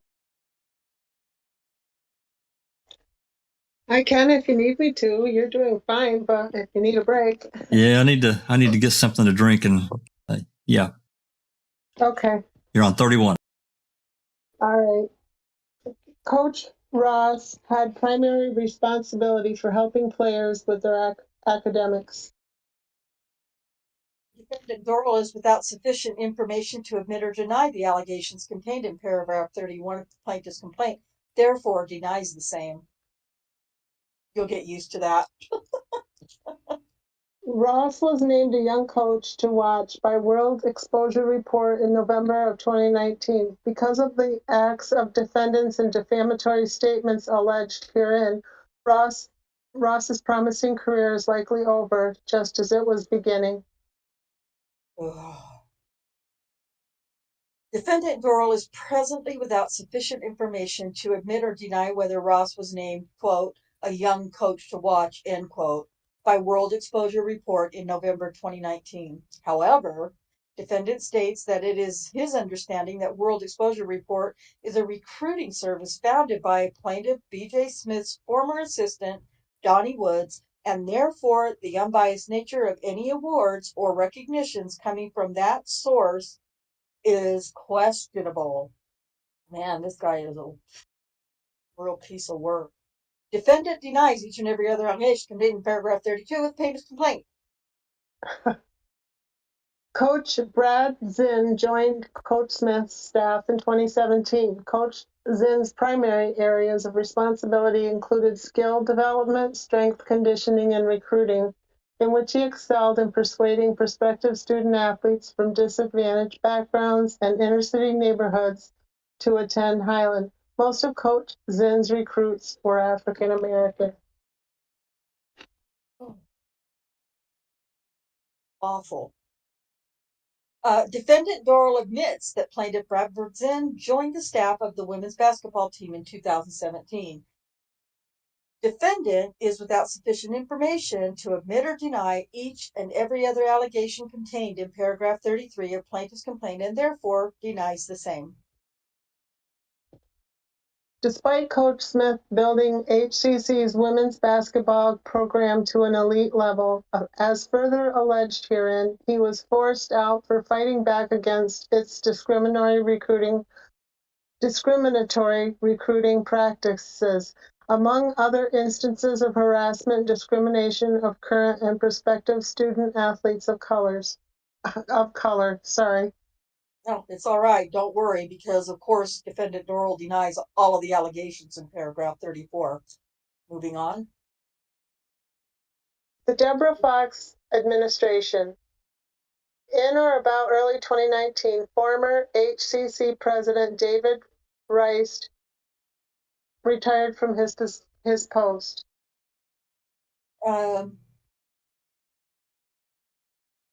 35. 35, sorry. Yeah, I got lost. Defendant Dorrel admits the allegations contained in paragraph 35 of plaintiff's complaint.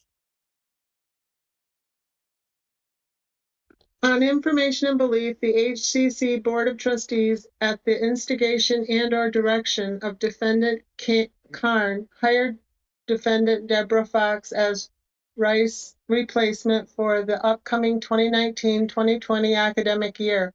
HCC did so for the specific purpose of implementing a strategy to drive away African American student athletes from HCC and in effect attempt to make Highland white again.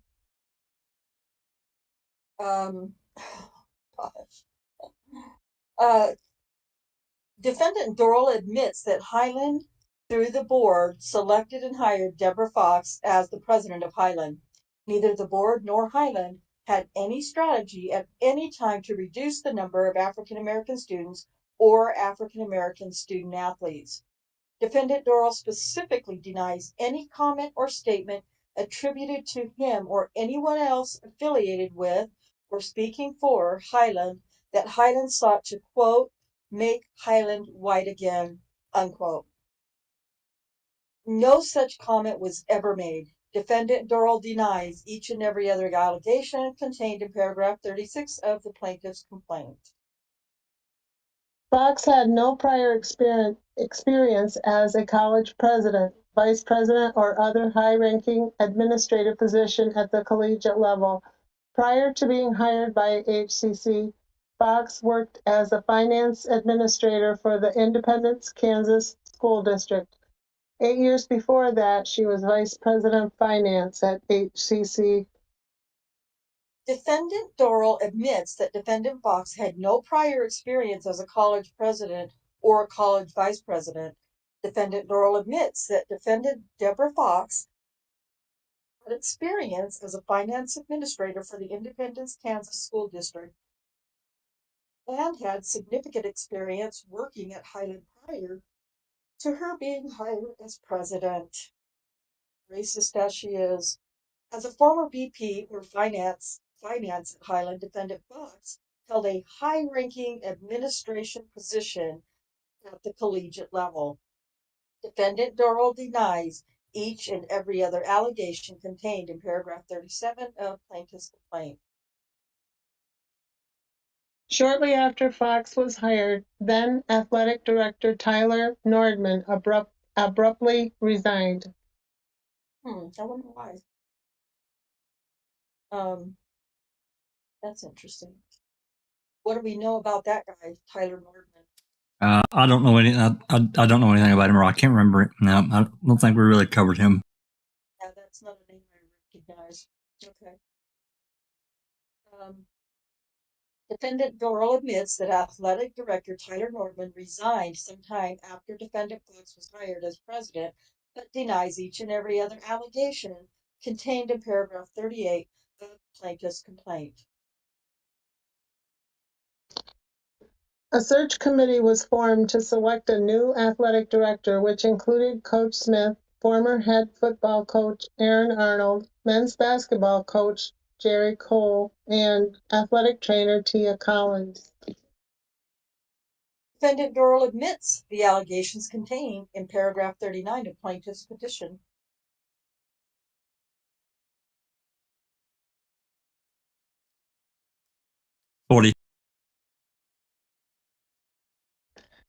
I know it jumped on me. I hate that.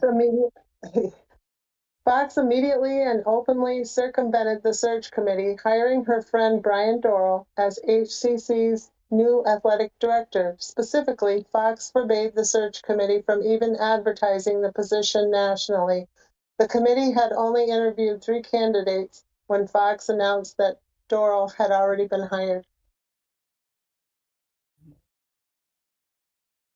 Defendant Dorrel admits that Defendant Debra Fox ultimately, and within the authority she had as president of Highland, hired Bryan Dorrel as Highland athletic director in 2019. Defendant Dorrel states that he believes the athletic director position was advertised locally, statewide, and nationally. Defendant Dorrel states that he believes the search committee and advisory committee only interviewed candidates but did not recommend any of them for hire. No, we chose somebody with 0 experience instead.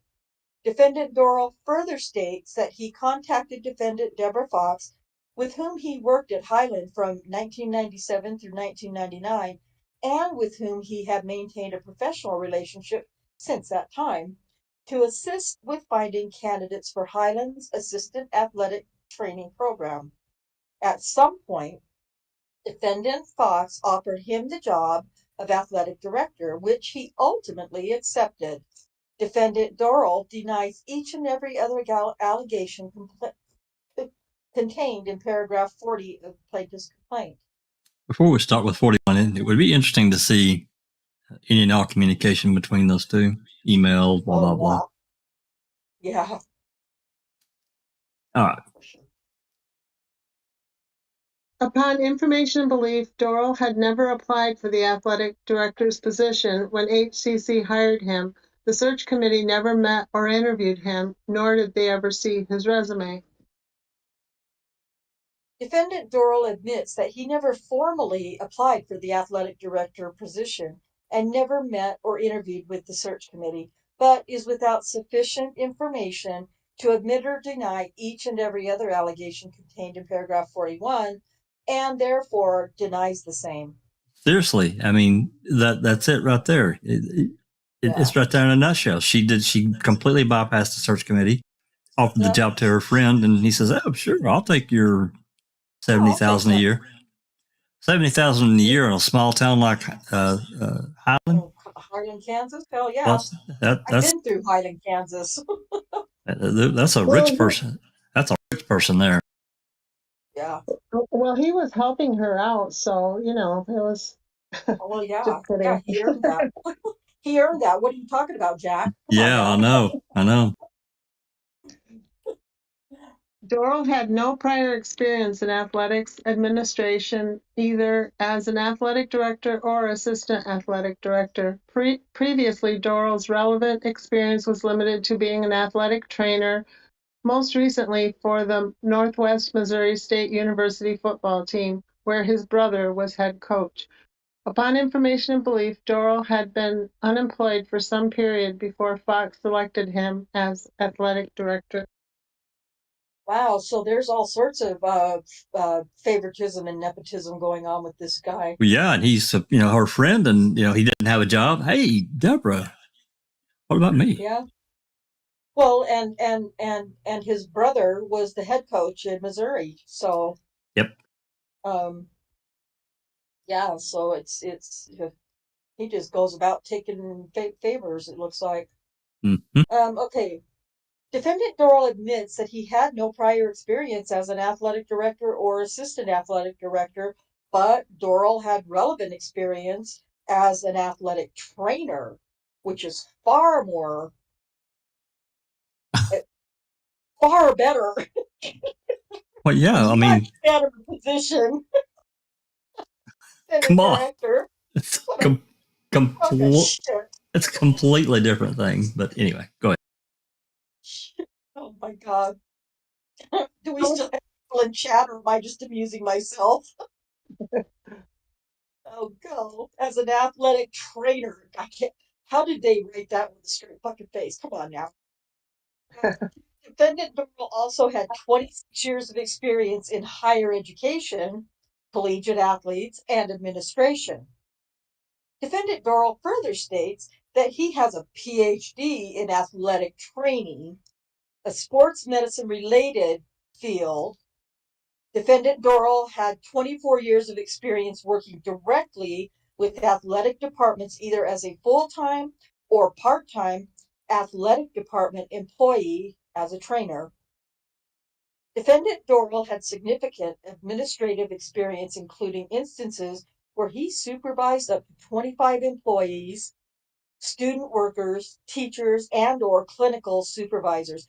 I have supervised more than 25 employees. Come on. Oh, wow, I was far more than 25. But anyway. Yeah, more like at least 200 at sometimes. Well, but he's special. So, Defendant Dorrel also managed athletic training rooms and the care of almost 500 student athletes. Defendant Dorrel denies each and every other allegation contained in paragraph 42 of plaintiff's complaint. Come on, people. What's wrong with you? Coach Smith had an initial meeting with Dorrel in or about September 2019. Despite never having met one another, Dorrel lashed out at Coach Smith for no apparent reason, stating that he lacked integrity, that his players were an embarrassment in our community, and that Coach Smith needed to start recruiting more players the culture of the community could relate to.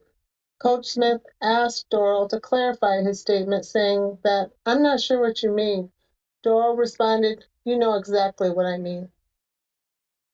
Exactly what I mean.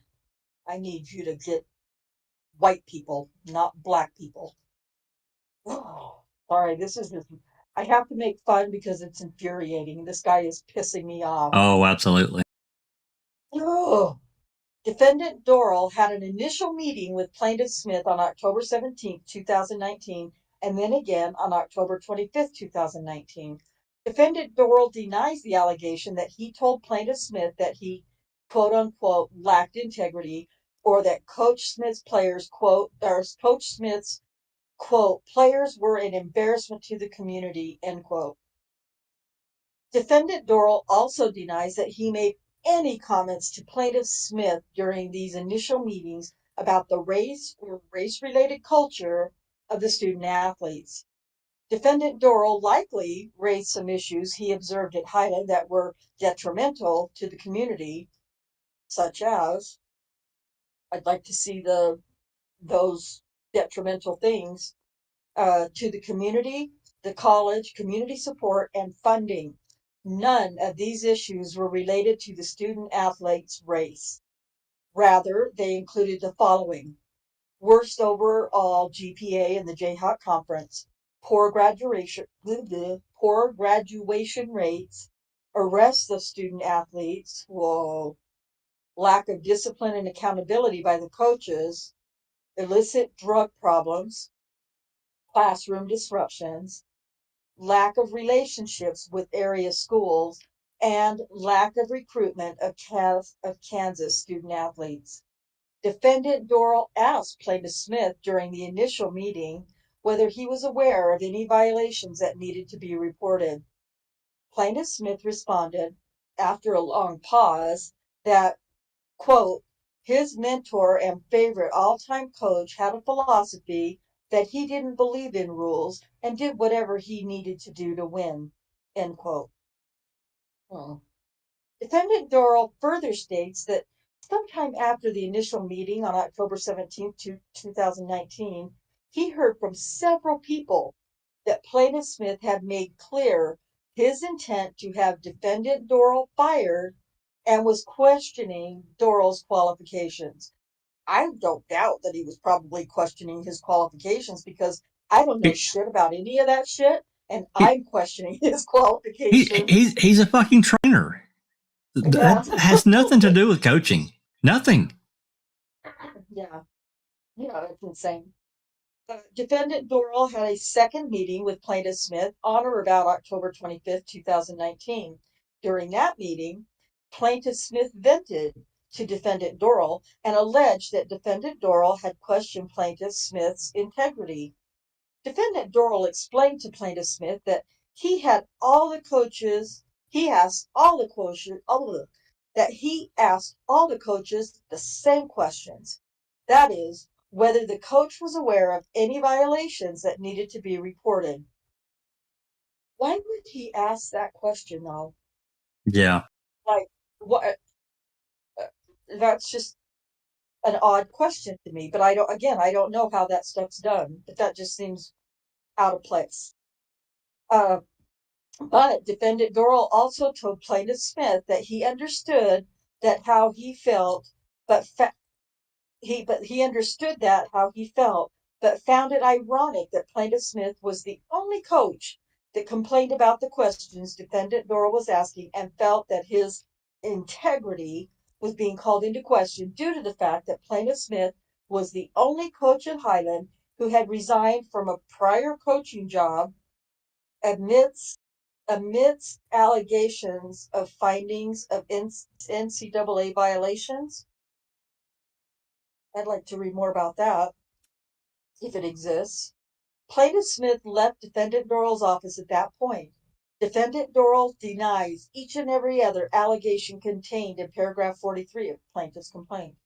And before we read 44, I think that there were very few issues with grades. I think there were only a very few students that had issues, because there are, like I said, most colleges, even small colleges, they have requirements for GPAs for you.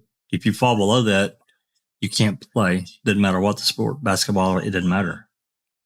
So I don't think that I have a real problem with his answer on 43.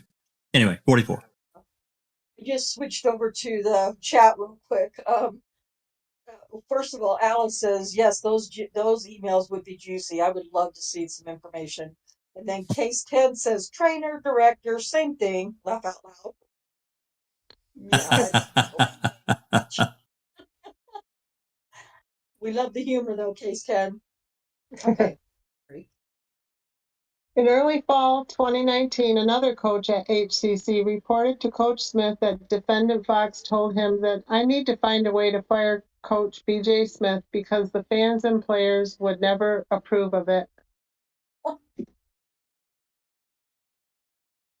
Defendant Dorrel is without sufficient information and belief to admit or deny the allegations contained in paragraph 44 of plaintiff's complaint and therefore denies the same.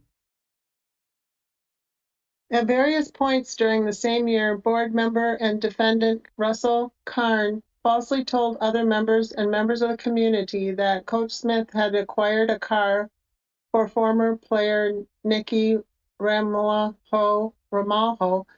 from a stolen car syndicate. Karn's statement was untrue, was made with obvious malicious intent, and constituted defamation per se under Kansas law. Ow, that's a pretty big allegation. Absolutely. Like, that's horrible. Oh my goodness. And of course, what do you think defendant Dorrel says? He denies the allegations contained in paragraph 46 of plaintiff's complaint. Of course he does. During the fall recruiting period, Coach Smith secured commitments from two standout players from the Kansas City area. Both were African American. Upon learning this, Dorrel approached Coach Smith and asked if these are really the kind of players we want in Highland. Smith responded that they were the kind of players he and his staff wanted. Wow.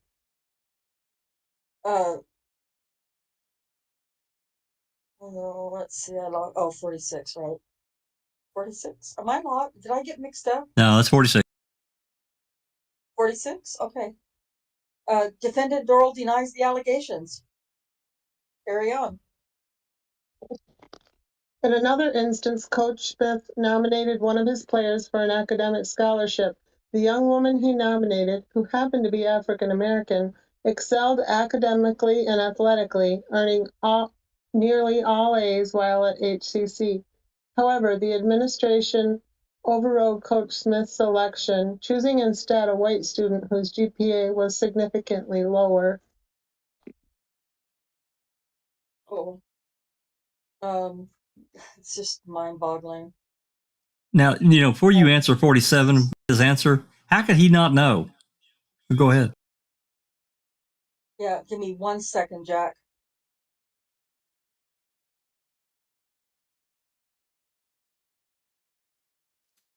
While you're doing that, I do remember that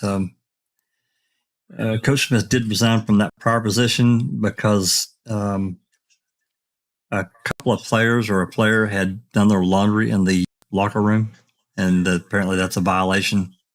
So that was the big deal there. Whoop-de-doo. Done their lottery? Laundry. Done their laundry. Oh, laundry. Okay. Yep, in the locker room. Use the team washers. That is bad. Yeah, that's bad. They needed to put their foot down on that. Absolutely, that's terrible. Oh my God. Yeah.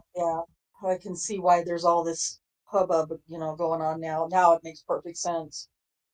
Defendant Dorrel is without sufficient information and belief to admit or deny the allegations contained in paragraph 47, plaintiff's complaint, and therefore denies the same.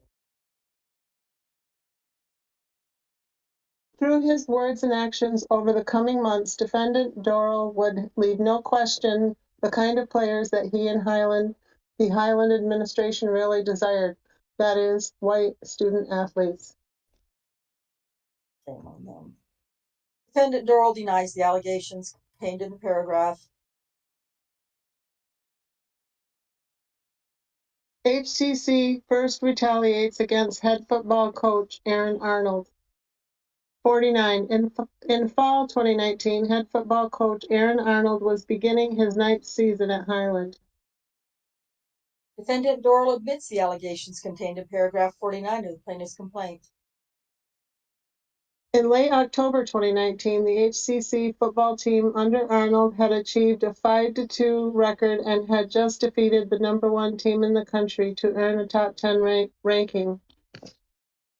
Defendant Dorrel admits that the Highland football team defeated #1 team in the country, Hutchinson Community College, in late October 2019, the week after numerous Hutch football players had been suspended from the team for unsportsmanlike conduct and did not play in the game against Highland.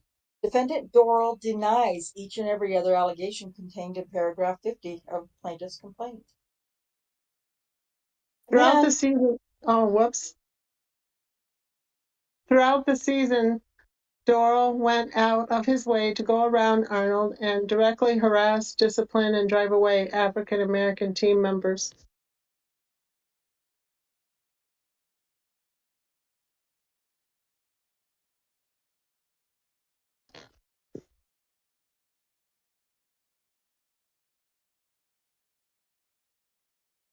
Oh, we lost Rhonda again. She's muted. There we go. sorry, I had family came over for dinner and I didn't know they were coming, and so they're all coming to try to get me, and so I'm just telling them sorry. Anyway, so 51, is that right? Yes. Yes. Yeah. Defendant Dorrel denies the allegations in 51. For example, following a loss to Garden City Community College, HCC starting quarterback Joe Cambridge, who was African American, complained about the officiating to the referees. The Highland Chief of Police, Brandon Wetbean, overheard Cambridge's comments and reported it to Dorrel, who, with consulting with Coach Arnold, urged the officials to file a report, although they had not planned on it. Coach Smith overheard the head of officials call Arnold to say they did not want to report Cambridge, but that Dorrel was insistent that he do so. So this was the young man that was on our podcast when we first covered this a while back. That's right. Yeah. Nice kid. He was. Really sad what happened to him. Absolutely. Defendant Dorrel denies the allegations as worded and characterized in paragraph 52 of the plaintiff's complaint. Defendant Dorrel states that Highland quarterback Joe Cambridge did not merely complain about the officiating, but instead chased the officials from the field, followed them all the way to Allen Fieldhouse, and shouted obscenities at them, saying they were fucking weak. Defendant Dorrel was told this by Brandon Wetbean, and Dorrel confirmed the incident with officials who were involved. Defendant Dorrel also states that there were emails and an official letter related to this incident, and that the conduct was determined to be an NJCAA violation that resulted in a 2-game suspension. Defendant Dorrel also states that he talked with head coach Aaron Arnold about the incident, and that Coach Arnold did not think it was a big deal and did not want the incident reported. Defendant Dorrel also spoke with Carl Heinrich about the incident. Mr. Heinrich confirmed that the incident was, in fact, a big deal, and that such incidents are to be handled by the athletic director or the president, and that the defendant Dorrel was correct in his assessment that it was a rules violation, correct in reporting it, and that the officials were filing or had filed a report regardless of defendant Dorrel's actions. Defendant Dorrel sent an email to Coach Arnold about the situation shortly after it occurred regarding what action Dorrel had taken and why he took that action. Defendant Dorrel denies each and every other allegation contained in paragraph 52 of the plaintiff's complaint. The report was filed and Dorrel submitted it to the NJCAA for a ruling, which resulted in Cambridge being assessed a 2-game suspension. Defendant Dorrel denies the allegations as worded and characterized in the plaintiff's complaint. Defendant, oh, did I already, wait, now I'm mixed up, aren't I? 53. Yeah, that's what I should be used to him repeating himself. Defendant Dorrel denies the allegations as worded and characterized in paragraph 53 of the plaintiff's complaint.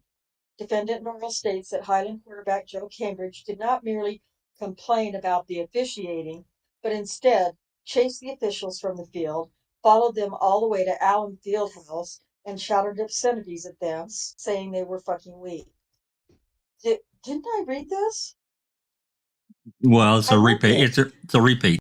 Oh, the repeat. He's repeating Okay. the same shit over. Okay. Oh, sorry. Okay. Well. Okay. Defendant Dorrel was told this by Brandon Wetstein, and Dorrel confirmed the incident with the officials who were involved. Defendant Dorrel also states that there were emails and an official letter related to this incident, and that the conduct was determined to be an NJCAA violation that resulted in a 2-game suspension. Defendant Dorrel also states that he talked with head coach Aaron Arnold about the incident, and that Coach Arnold did not think it was a big deal and did not want the incident reported. Defendant Dorrel also spoke with Carl Heinrich about the incident. Well, who's Carl Heinrich? And was he just another? Does anybody know who Heinrich was? I'm just guessing he is maybe an official or someone related to an official. I don't really know for sure. Yeah. Okay. Because why wasn't Coach Arnold should have been enough? Why did he have to go to Carl Heinrich? Well, it seems like Mr. Dorrel, wanted to escalate this, get the kid in trouble. Get it as bad as he could. Mr. Heinrich confirmed that it was in fact a big deal and that such incidents are to be handled by the athletic director or the president, and that Defendant Dorrel was correct in his assessment that it was a rules violation, correct in reporting it, and that the officials were filing or had filed a report regardless of Defendant Dorrel's actions. Defendant Dorrel sent an email to Coach Arnold about the situation shortly after it occurred, regarding what action Dorrel had taken and why he took that action. Defendant Dorrel denies all the other allegations in paragraph 53. Further, in addition to the suspension, Dorrel tried to have Cambridge expelled from HCC for the incident. Upon learning this, Coach Arnold approached Fox and told her that he would not support this or other disciplinary action against Cambridge. Yeah. Defendant Dorrel denies those allegations contained in paragraph 54. Previously, following the first game of the season, Cambridge had been arrested by Highland police for allegedly interfering with a traffic stop, although he was across the street on a public sidewalk at the time. Remember that? Remember him telling us about that? Go ahead. Yep, that was sad. Sad story.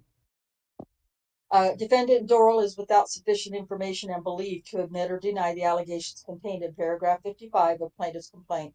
Therefore, he denies the same.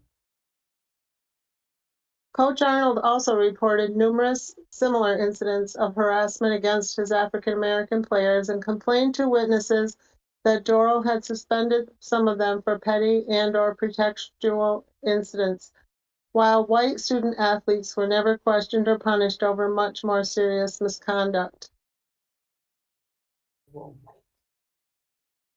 Defendant Dorrel denies the allegations in paragraph 56.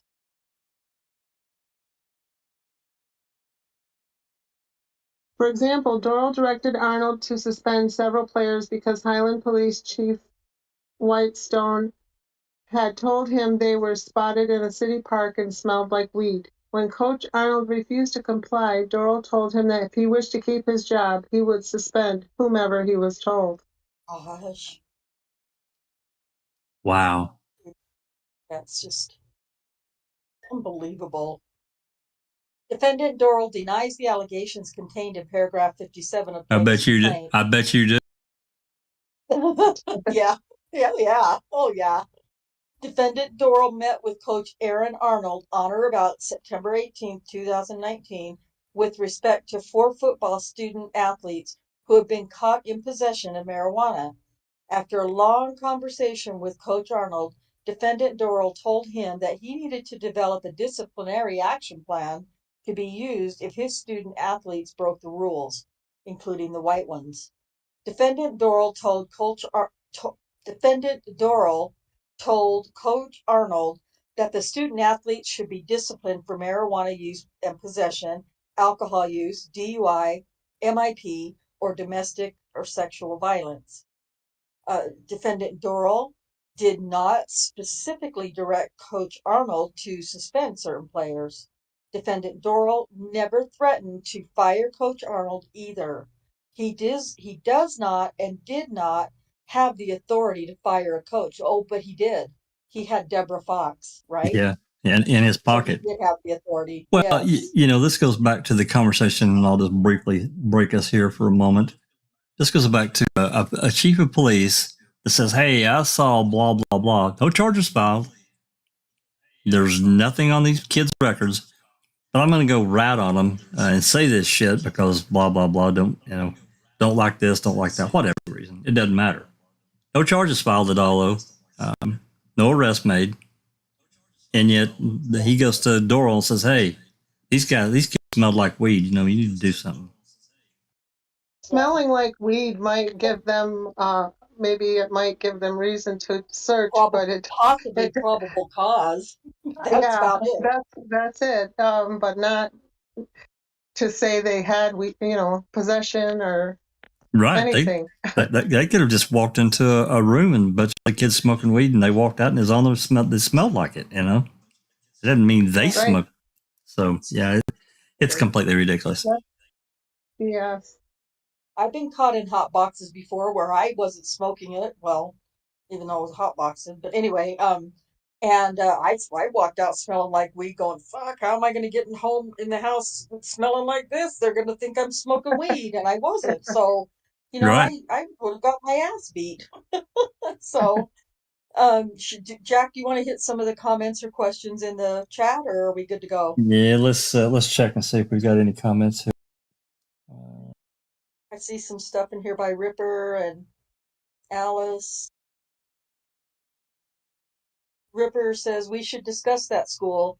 That would be a segment in itself, and I have all the goods on the NCAA investigation. Oh, I bet you do. Mm-hmm. And then Alice said, "Great idea, Ripper." And then Ripper said, "You have a good memory, J-Jax. The international players received $20 per diem for food over Christmas break, and that was also a violation that Coach Smith got blamed for, although it was approved by the compliance officer." Wow. Talk about And then Alice said, I'm sorry, go ahead. No, go ahead. Alice said, "So what about the white kids that done the same things? Wait, that's right. They got a pat on the back." And then she swears a lot. Case 10, Case 10 says, "Exactly right, Alice." And then she said, "For fuck's sake, for smelling of weed." Well, yeah, that's what I'm talking about. There's no charges filed, and so what case is there? There's no case here. Make it legal, if they were truly in possession, whatever. Okay, fine. They violated their school's policy. Boom, you do something. But just we're into thought police kind of shit now. To me, it's just harassment. Exactly. Yep. Well, there was another thing I remember before we continue on with this next one. These campus security, there would be fines for certain things, and they would have to pay, and then they would also get arrested, and they would have to pay more. It was like remember that? I can't remember the exact instance, but I know that there were. I think Joe actually told us about a few of those. I think so. Yeah. Ripper says, "I don't think smelling like weed is a crime." It's not. No, it's not. It is not a crime. People may look at you and think, "Yeah, you smoke weed," but that's not proof of it at all. No, and yeah. And then West Virginia says, "Why not drug test the kids?" Well, I'm not sure. I don't know. I mean, that's logical. Well, I think maybe for certain sporting events, they may be allowed to do that, but there has to be charges. I think if you're going to charge someone, I think the officer would have to actually make some kind of arrest and then demand some kind of drug test legally. And again, if I'm not mistaken, and I don't know the law, but there has to be probable cause. I mean, and smelling like weed is not probable cause, in my opinion. Just my opinion. Okay. I'm good for a couple minutes. Dorrel also regularly reprimanded Arnold's African-American assistant coaches for using vulgar language and failing to address him with what he regarded as the proper level of respect. I can't tell you how many of my high school different coaches in different sports and whatever, how much language I heard from them. I realize it was 1980, but still, I just, and it was like normal. It was just like normal talking. It didn't mean anything. No. Yeah, that's insane. Excuse me, I'm so sorry. Well, defendant Dorrel admits that he had to speak with Coach Arnold's assistant coaches on multiple occasions about their behavior and language using profanity or cursing towards the Highland student athletes. Wow. For example, defendant Dorrel observed and heard some of the assistant football coaches refer to the players as dumb motherfuckers or stupid son of a bitch. Defendant Dorrel made clear to all Highland coaches that verbally abusive language directed at the student athletes and or punishing any student athlete that reported such conduct was unacceptable. Defendant Dorrel denies each and every other allegation contained in the paragraph. Well, wait a minute. Okay, well, whatever. Picking and choosing. What do they call it? Cherry picking. Right. Yep. With 3 weeks remaining in the season, Coach Arnold was told by Fox that his contract would not be renewed, and he was forced to resign in or about November 2019 for refusing to follow HCC's racially discriminatory practices and continuing harassment of African American student athletes. So wait. So now Fox is saying not to racially discriminate or harass African American student athletes, but we can racially profile them, in her opinion. Yeah. I took it like, but maybe that this isn't right, but he, like they were doing what they say was not racial, but it was really, and these guys weren't going along with it, so you guys are out because you're not going along with the plan. You know what I'm saying? Yes. Yeah. Exactly. Yeah. Well, let's see what Dorrel has to say about that. On information and belief, defendant Dorrel denies the allegations contained in paragraph 59 of plaintiff's complaint. Defendant Dorrel further states that it's his understanding that Coach Arnold voluntarily resigned his employment and or retired from Highland and perhaps coaching altogether via a resignation letter he submitted to Debra Fox, defendant Fox. Oh my God.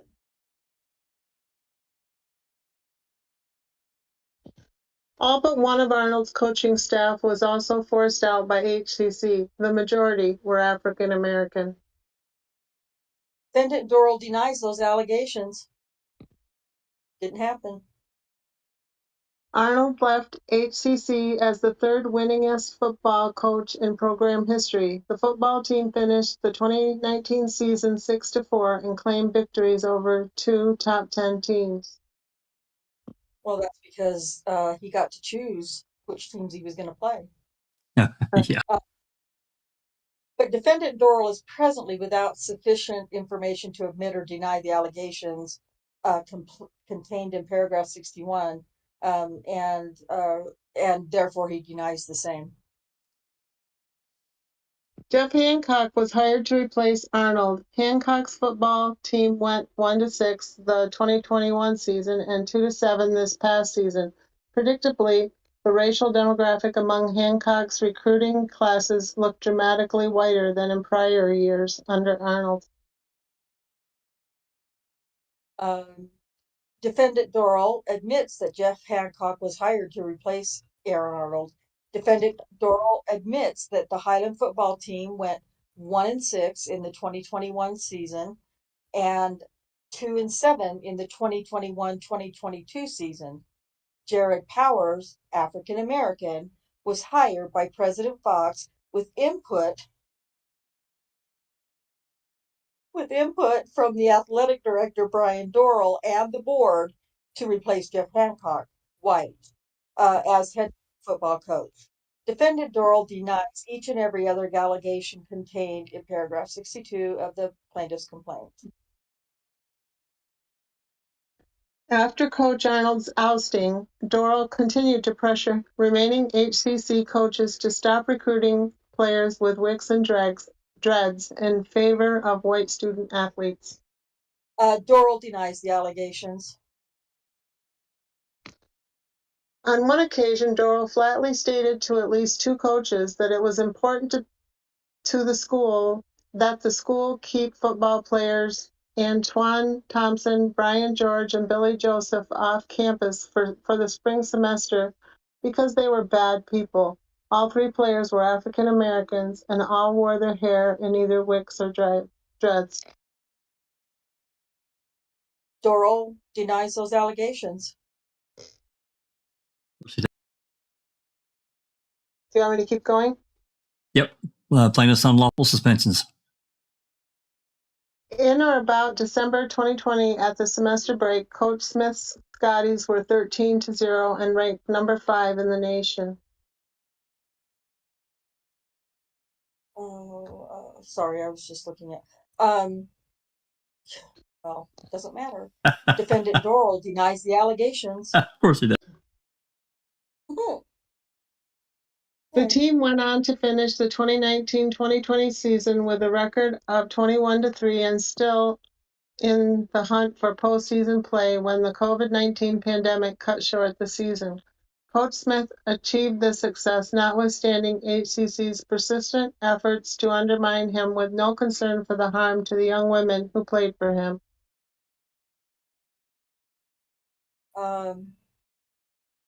Defendant Dorrel admits that Plaintiff Smith was allowed to come back after his suspension to coach the Highland women's basketball team. The team finished the 2019-2020 season with a record of 21-3, and that the COVID-19 pandemic cut the basketball season short. We can't deny it because it was all over the frickin' news. Defendant Dorrel denies each and every other allegation. In December 2019, Coach Smith was told by President Fox that the women's basketball coaching staff were suspected of violating NJCAA academic dishonesty bylaws. Fox said the school was still investigating the matter and refused to disclose to plaintiffs any further information or details as to the nature of the alleged violations. Let's see what. Okay, defendant Dorrel admits that Plaintiff Smith was told in December 2019 about concerns related to academic dishonesty. Defendant Dorrel admits that Highland investigated the academic dishonesty concerns. Defendant Dorrel is without sufficient information to admit or deny that Defendant Dorrel is without sufficient information to admit or deny each and every other allegation contained in paragraph 67, and his attorney sucks because he can't do his response properly. How could he not? Yeah, how could he not know? I mean, come on. It's just unbelievable. Despite a still ongoing investigation and without providing plaintiffs notice or the opportunity to be heard, HCC immediately suspended the employment in mid-season and ordered them to stay off campus and to have no contact with the team or school staff. Defendant Dorrel admits that the plaintiffs were suspended from their coaching duties in late 2019 and or early 2020, while the Highland investigation regarding academic dishonesty was undertaken. Defendant Dorrel admits that the plaintiff Ross was given 10 days and plaintiff Zinn was given 30 days to vacate their housing. Defendant Dorrel denies each and every other allegation in the complaint. HCC ultimately abandoned attempting to prove a NJCAA academic conduct violation and no such violations were ever found to have occurred. Defendant Dorrel denies the allegations contained in paragraph 69 of plaintiff's complaint. To the contrary, the plaintiffs were found to have violated both Highland and NJCAA rules and regulations. Highland also hired outside investigators to look into Title IX concerns, and those outside investigators found that there were no Title IX violations by Highland. Okay. Fox, oh, sorry. Well, so they hired an outside investigators, and the outside investigators found that there were no Title IX violations by Highland. So what are we doing here? Or am I misunderstanding it? No, I think you understood it perfectly. Okay, sorry. Go ahead. Fox gave no information on what procedures, if any, HCC intended to use to investigate and adjudicate these serious allegations against plaintiff, nor any timeline for doing so. Defendant Dorrel denies the allegations contained in paragraph 70. Coach Smith asked Fox why HCC was not providing plaintiffs the same employee disciplinary procedures and protections it otherwise applied to faculty. For reasons unapparent, President Fox told Coach Smith that HCC simply did not make that process or any other available to coaches.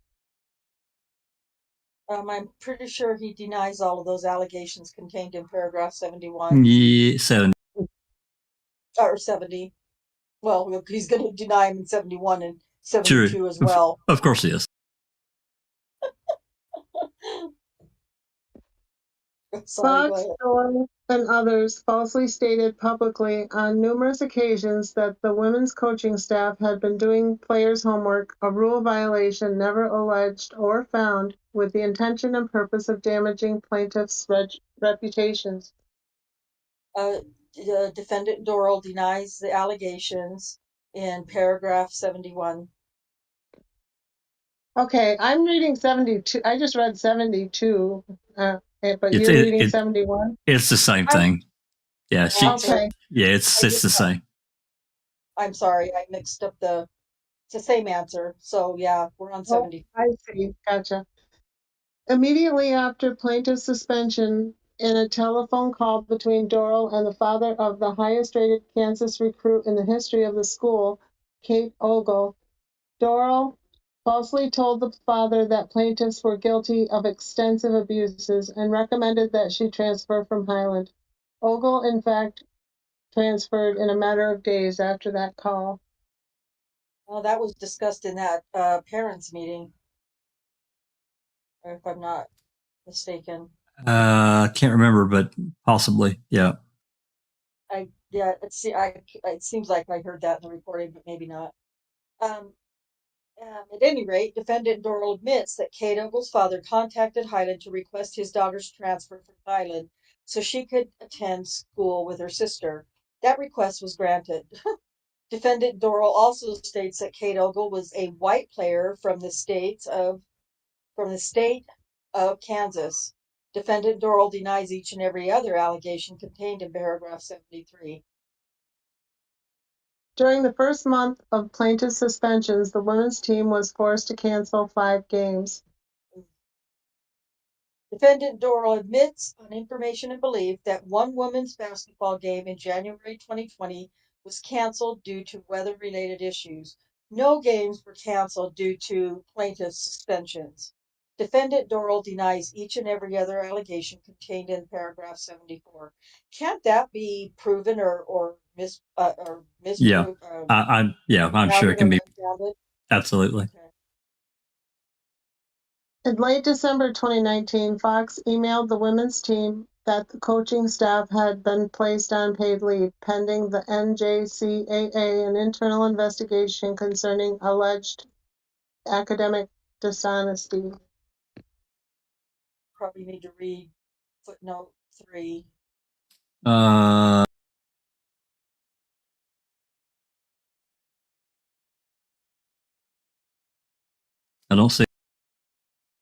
You don't At see. various times, I found it. At various times throughout the above events, Fox and Dorrel would refer to an investigation conducted by the NJCAA, a process that literally does not exist. Unlike the NCAA, the NJCAA has no enforcement staff to investigate alleged rule violations. Something seems weird there. Didn't they have investigate when that one student allegedly was yelling at a referee or something? Or maybe I'm getting it mixed up. Well, I don't. I think that they took the word of the police chief, and that got reported back to Dorrel. But I don't know if there was any outside investigation at all. Okay. Yeah. Well, Defendant Dorrel admits that Defendant Fox informed the women's basketball team in late December 2019 to let them know that plaintiffs have been placed on paid leave pending an investigation.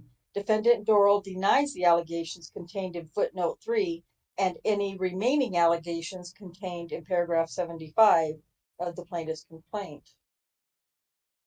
The team had been scheduled to return to campus on December 28, 2019, but Fox told them instead to report on January 3, 2020, effectively canceling several planned practices.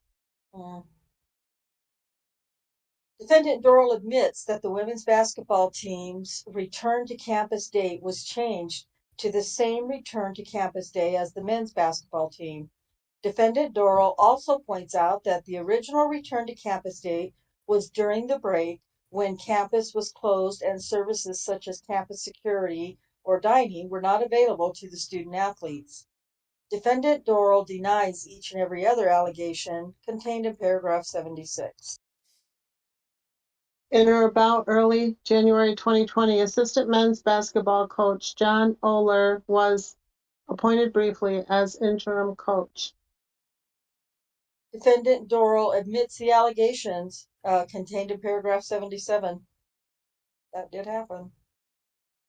Upon information and belief, before terminating Coach Smith, HCC offered interim head coach John Oler the position, which Oler declined. Defendant Dorrel admits there was discussion with John Oler about the head women's basketball coaching position, but Coach Oler was only offered the interim women's head basketball coach position. Defendant Dorrel denies each and every other allegation contained in paragraph 78. HCC offered Oler Coach Smith position, even though Oler had previously been fired as the head coach of a men's basketball team at Kansas City, Kansas Community College for gross violation of the same NJCAA student-athlete housing rules that Fox later and falsely accused Coach Smith of breaking after she was unable to produce any evidence of academic misconduct or of any related NJCAA rules. Boom. Defendant Dorrel denies the allegations contained in paragraph 79. I bet you do. Fox and Dorrel meet with players and parents. Number 80. On January 4th, 2020, the women's team met with Fox, Dorrel, and interim coach John Oler.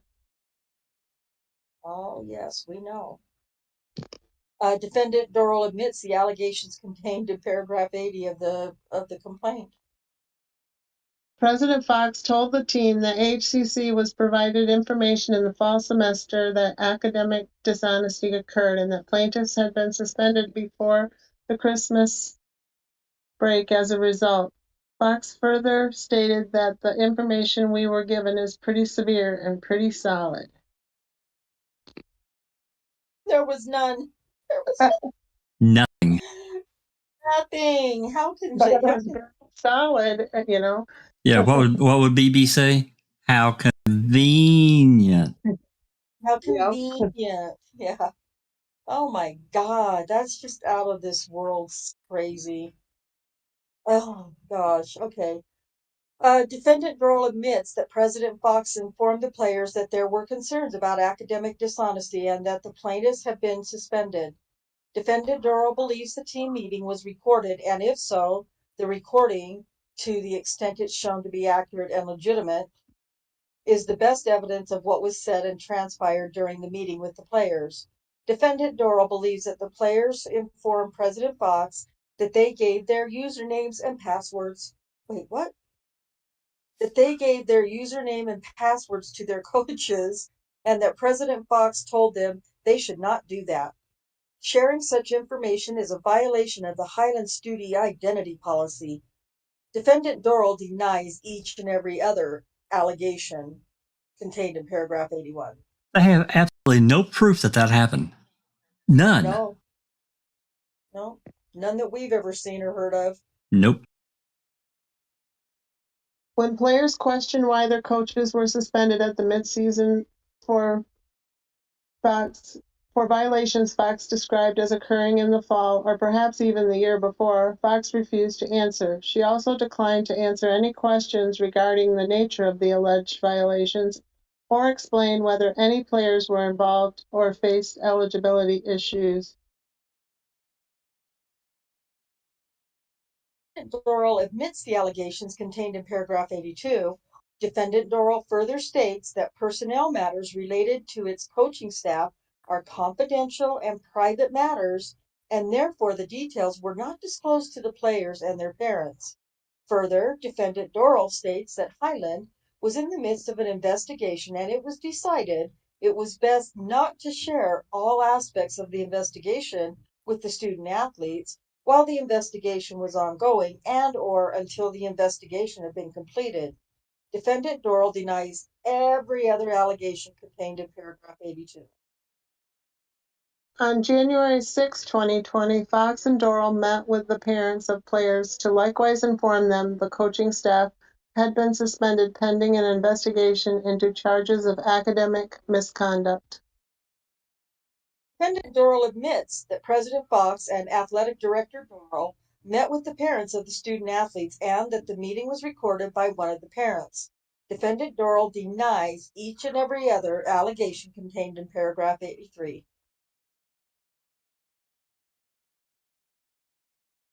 Whoops, it jumped on me again. 84. Sorry. Okay. Fox told the parents that information was presented to the school in the fall semester regarding uploading by coaches of student work and presenting it as student work. Defendant Dorrel admits those allegations contained in paragraph 84. Wow. He admitted. Oh my God. That's it. We're fucking done. I Sorry. almost choked. Sorry. I almost choked on it. In regard to plaintiff's suspension, several parents asked why it occurred mid-season when HCC claimed its investigation began months before, a question which Fox avoided answering.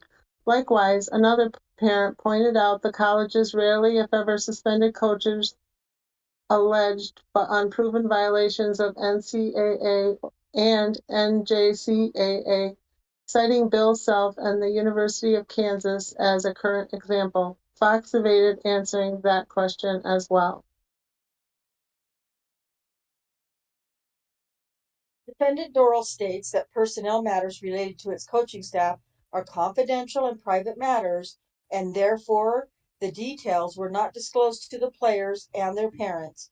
Further, Defendant Dorrel states that Highland was in the midst of an investigation and it was decided it was best not to share all aspects of the investigation with the student athletes while the investigation was ongoing and or until the investigation had been completed. He denied everything else. Fox and Dorrel attempted to justify the suspension, saying HCC was acting to appease the NJCAA and to avoid having to forfeit any victories in which ineligible players might participate in their remaining games. This statement was clearly pretextual because every member of the team played anyway through the end of the season, and this purported risk would remain regardless of plaintiff's suspensions. And as alleged above, HCC never proved even one NJCAA FJCAA academic honesty bylaws? Nothing. Well, defendant Dorrel admits that at least part of the reason for the plaintiff's suspensions was to protect the best interests of the student athletes, and in that regard, trying to avoid forfeiting any victories or causing further problems for the student athletes who may have been ineligible to participate in the various games. Defendant Dorrel denies the rest of the allegations in paragraph 86. Defendant Fox and Dorrel made numerous false and defamatory statements to parents. Dorrel denies it. For example, Dorrel stated that plaintiff's suspensions was not an easy decision, but the only person that's responsible for this is B.J. Smith, and that, as far as the information we do have, is egregious enough that it warranted suspension right now. He described the inculpatory evidence he claimed the school developed so far as ample, and that it was just one instance. The alleged misconduct has not even been looked at with previous seasons. Dorrel,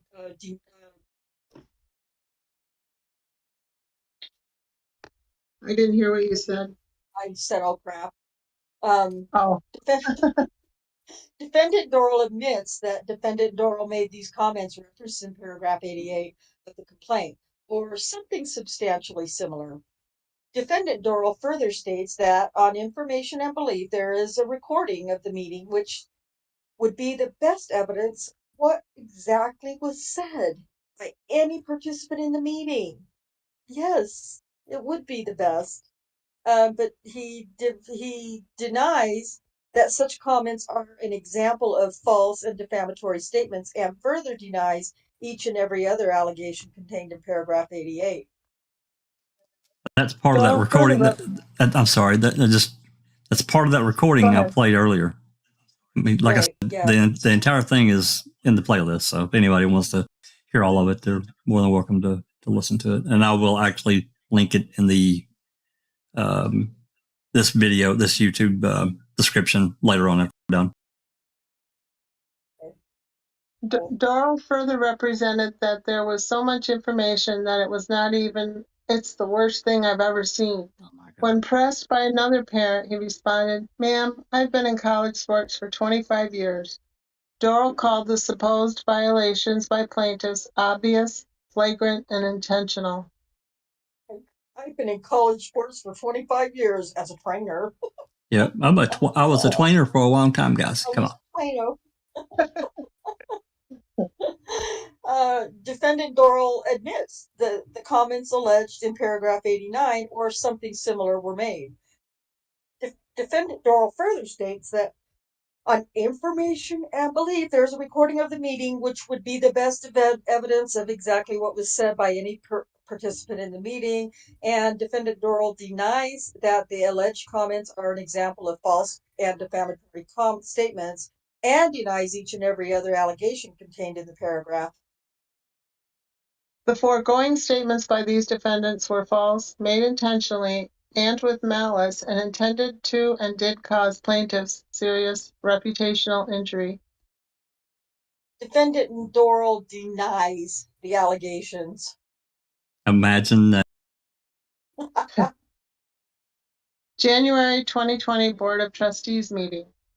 Number 91, on or about January 8, 2020, HCC issued a press release stating plaintiffs had all been suspended pending an investigation into alleged NCJAA rules violations involving academic misconduct.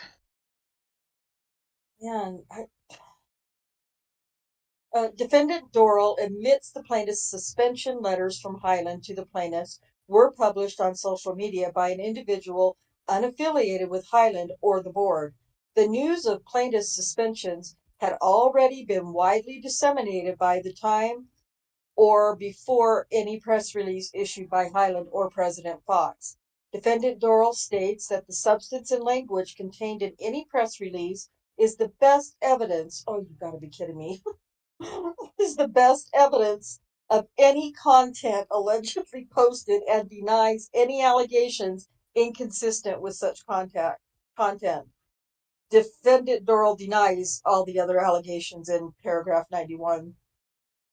But we're to believe what the media says and reports. It's a joke. Coach Smith was asked to meet with the board in executive session on or about January 14th, 2020. When Coach Smith asked if he was allowed to have his lawyer present, his request was denied without explanation.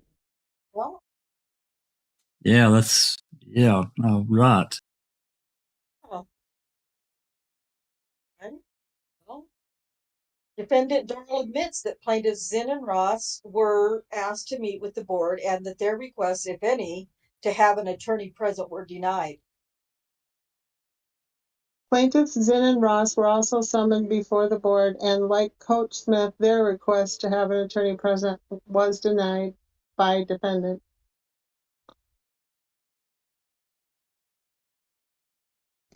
Oh, wait, what did I just do? 93. We're on 93. Oh, okay. I just read 93. 92, all of the allegations were denied. Oh, admitted to, sorry. Defendant Dorrel admits that plaintiffs Zinn and Ross asked to meet with the board at their request, if any, to have an attorney present were denied. Defendant Dorrel denies that plaintiffs Zinn and Ross summoned before the board, and he didn't like that phrasing, did he? Apparently not. Further denies each and every other allegation contained in paragraph 93 of plaintiff's complaint. Plaintiffs had no advance notice of either the purpose or the subject matter of the board meeting and still lacked notice of the nature of the claimed academic rules violations. Defendant Dorrel denies the allegations contained in paragraph 94.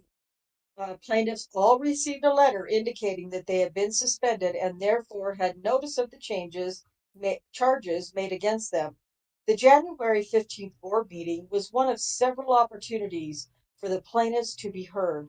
In other words, plaintiffs had pre-termination due process. Well, isn't that nice? At the meeting, board members admitted that HCC's purported investigation failed to reveal any NJCAA academic misconduct violations, nor did the board inform him of any other alleged violations of NJCAA bylaws.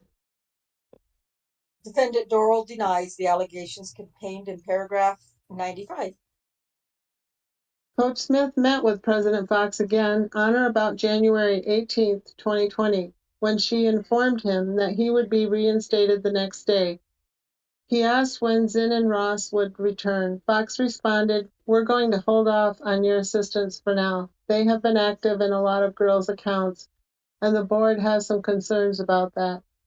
Fox stated that she hoped both assistants would be returning in 7 to 10 days, telling Coach Smith that neither appeared to have violated NJCAA rules, but did violate HCC's student identity policies. So I don't believe at this point we're going to hear anything from the NJCAA. Oh.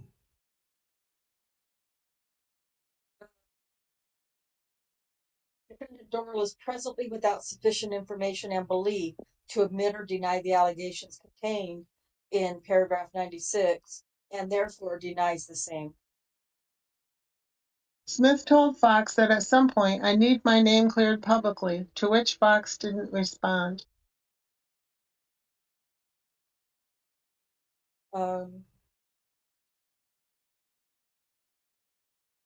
Defendant Dorrel is without sufficient information and belief to admit or deny the allegations contained in paragraph 97 and therefore denies the same.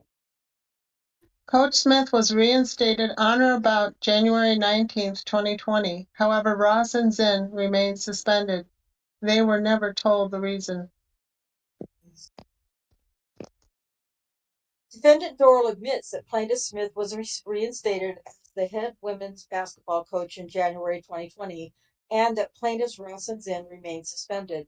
Defendant Dorrel further states that plaintiff Ross, an at-will employee, was terminated from employment January 27th of 2020 and given 10 days to vacate campus housing. Defendant Dorrel further states that plaintiff Zinn was informed at some point that he was not being recommended for renewal on his contract, that Highland would pay him out through June 30th of 2020. Defendant Dorrel denies each and every other allegation in paragraph 98. After Coach Smith was reinstated, Defendant Dorrel continued making disparaging and defamatory statements about Smith's character and integrity, falsely accused Smith of previously violating NJCAA extra benefit rules by providing one of his players a car, which Dorrel claimed, without basis, was stolen. Moreover, Dorrel and another HCC employee, Christy Kelly Blevins, posted defamatory statements on this and other false accusations on social media through the latter's Twitter account.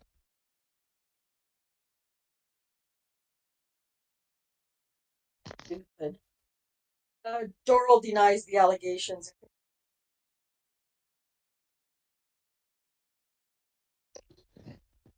Am I on 100? 100. Yes. Okay. On one occasion, Coach Smith learned from a prospect that a competing coach had told her he would be fired the next meeting of the board, knowledge that could only come from someone at HCC. Dorrel denies the allegations in 100. In addition to never having been given notice of the allegations against them, plaintiffs were not apprised of the procedures HCC would ostensibly follow, the timeline for the investigation, or what procedures HCC would use to adjudicate the allegations. Dorrel denies the allegations in 101. HCC failed to follow its own rules and policies regarding these and related matters and left plaintiff's fate to the whim of President Fox and her administration. Boy, that's putting it simply, isn't it? Sure is. Dorrel denies the allegations in 102. Oh, you're kidding. I'm sorry. I know, right? However, there's no evidence that anyone at HCC engaged in any investigation of the allegations. Damningly, HCC failed to interview a single member of the women's basketball team, including the two players who were supposedly involved in the instances of academic fraud. Nor did any representative of HCC interview plaintiffs regarding these allegations, let alone inform them of their nature before suspending the entire staff. That really right there speaks a lot before you read his reply. You know his reply. Well, hold on. Yeah, we're on 103. Sorry. Yeah, I skipped ahead. 103. Yeah, he denies it, but I'm pretty sure we got it on pretty much record that these girls were never talked to. And how could that be possible if they actually did a thorough investigation? Exactly. Yeah, exactly. All right, go ahead, Sheree. On February 21st, 2020, HCC issued a statement on social media as follows. We would like to thank the HCC student athletes for their cooperation during the investigation. This statement is false because the school never bothered to interview a single member of Coach Smith's team, who were all off campus on break at the time. Big balls. Defendant Dorrel admits that Highland issued a statement on social media on or around February 21st, 2020, about the academic dishonesty investigation it was undertaking. Defendant Dorrel further states that the statement itself is the best evidence of what it said. Defendant Dorrel denies each and every other allegation contained in. Upon information belief, HCC failed to ever interview one of Coach Smith's players, including the two allegedly involved in the rule violations. Defendant Dorrel denies the allegations.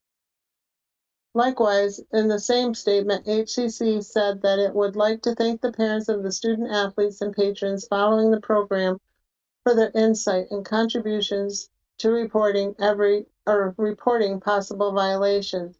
Upon information and belief, the school never interviewed any player parents regarding its investigation, and there is no record of any reporting possible violations to HCC at any relevant time herein. Defendant Dorrel admits that Highland issued a statement on social media at around February 21st, 2020, about the academic dishonesty investigation it was undertaking. Defendant Dorrel also admits that Highland did not interview. Wait, slow down, slow your roll. Defendant Dorrel also admits that Highland did not interview any player parents or part of the Highland academic dishonesty investigation. Defendant Dorrel further states that the statement itself is the best evidence of what it said. Defendant Dorrel denies the rest of the allegations in 106. To this day, HCC has never disclosed to plaintiffs the identity of any supposed witnesses nor the subject matter of their testimony, even though the conclusion of HCC's investigation resulted in plaintiff's termination. Defendant Dorrel denies all the allegations in 107. On information and belief, notice and or correspondence falsely stating that the plaintiffs violated NJCAA rules was placed into their respective personnel files. Denied by Dorrel. Previously, HCC had never been accused of NJCAA violations within its women's basketball program under Coach Smith. Likewise, neither Coach Thin or Coach Ross had ever been accused of or investigated for NJCAA rules violations in their respective careers. Defendant Dorrel is presently without sufficient information to admit or deny the allegations contained in paragraph 109, and therefore denies the same. Under NCJAA rules, an accused coach has no right to challenge a self-reported violation by his or her institution.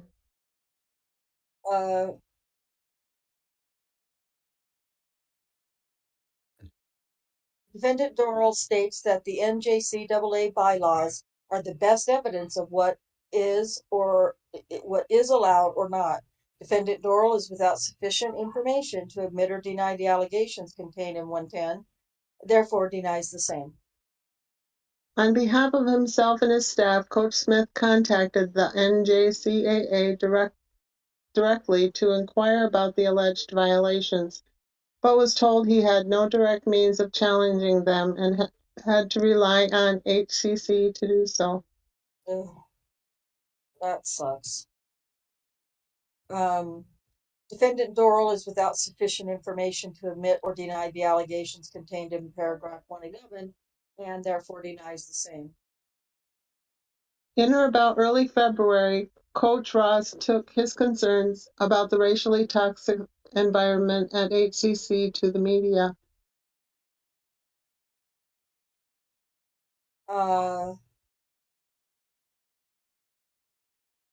Defendant Dorrel admits that Plaintiff Ross was quoted in a Kansas City Star News article that was published after the date of his termination from employment, January 27th of 2020.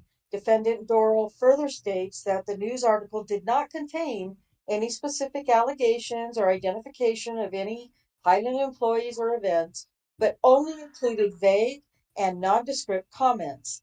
Defendant Dorrel denies that Plaintiff Ross had legitimate concerns about racial issues, denies that he ever reported any purported concerns to Highland or Dorrel, and denies each and every other allegation contained in paragraph 112. In a Kansas City Star article published on February 15th, 2020, Ross was quoted as saying that while racial tension is natural in an environment such as this, it's an open secret that on and around the main campus in Highland, Black students are often subject to scrutiny without cause from campus security officers and other authorities. I've had some friends that have been through some bad things up here, he said. Ross said he finds it hard to believe that the administration isn't aware of this problem. However, the college has repeatedly denied these allegations.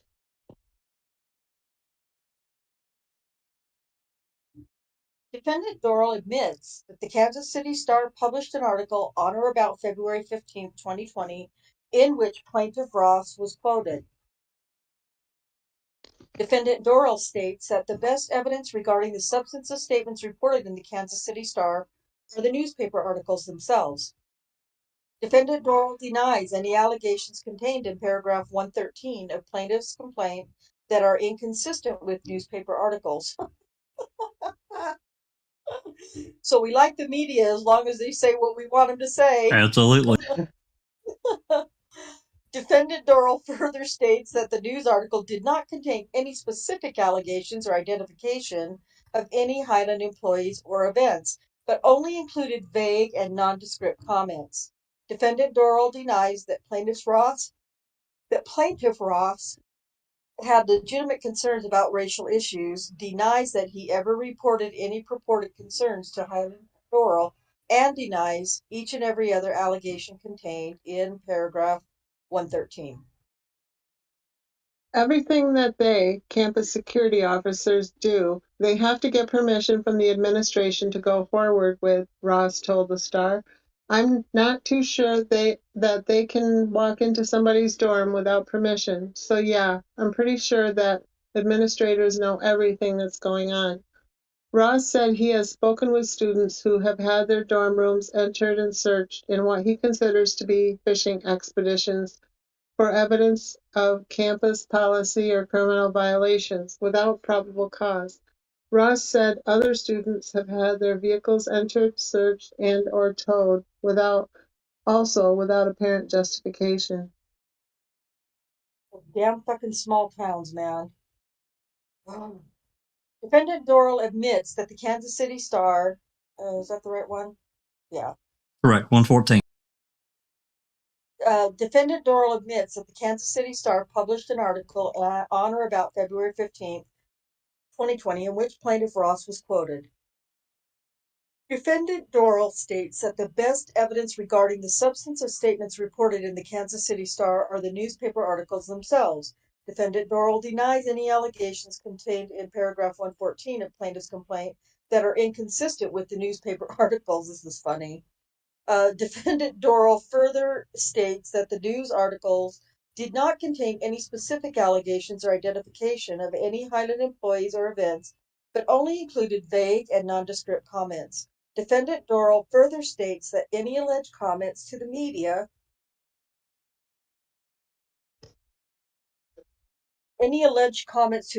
about discrimination occurred after the decisions about plaintiffs' employment status were made to and communicated to plaintiffs. Defendant Dorrel denies that plaintiff Ross had legitimate concerns about racial issues. How can he? Somebody else can't tell me what I think are legitimate concerns. Right. Can't tell me what I think is a concern. Yeah.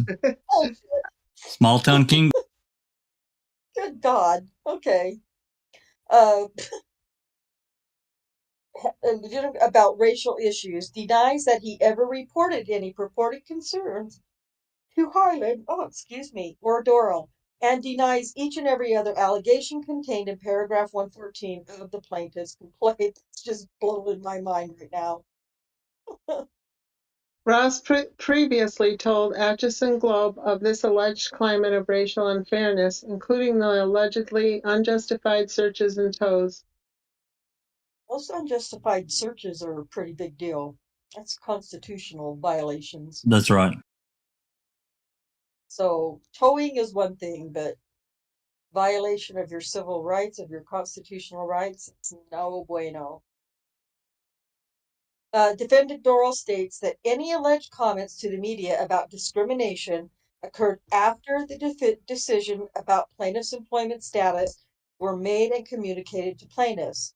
Defendant Dorrel is without sufficient information and belief to admit or deny allegations contained in paragraph 115. Coach Zinn similarly filed a complaint with the NAACP concerning the discriminatory and hostile racial environment at HCC arising from or relating to the events alleged herein. Defendant Dorrel states that any alleged comments to the media about discrimination occurred after the decision about plaintiff's employment status were made and communicated to plaintiffs. Defendant Dorrel is without sufficient information and belief to admit or deny the allegations contained in paragraph 116. Upon information and belief, HCC's decision not to reinstate and subsequent decision to terminate Ross and Zinn were motivated by racial animus and in retaliation for their engaging in protected activity. Dorrel denies the allegations contained in paragraph 117. Fox fires Coach Zinn and Coach Ross. Number 118. In about early March 2020, Fox met with Coach Zinn to inform him that HCC would not be renewing his contract and offered him the opportunity to resign.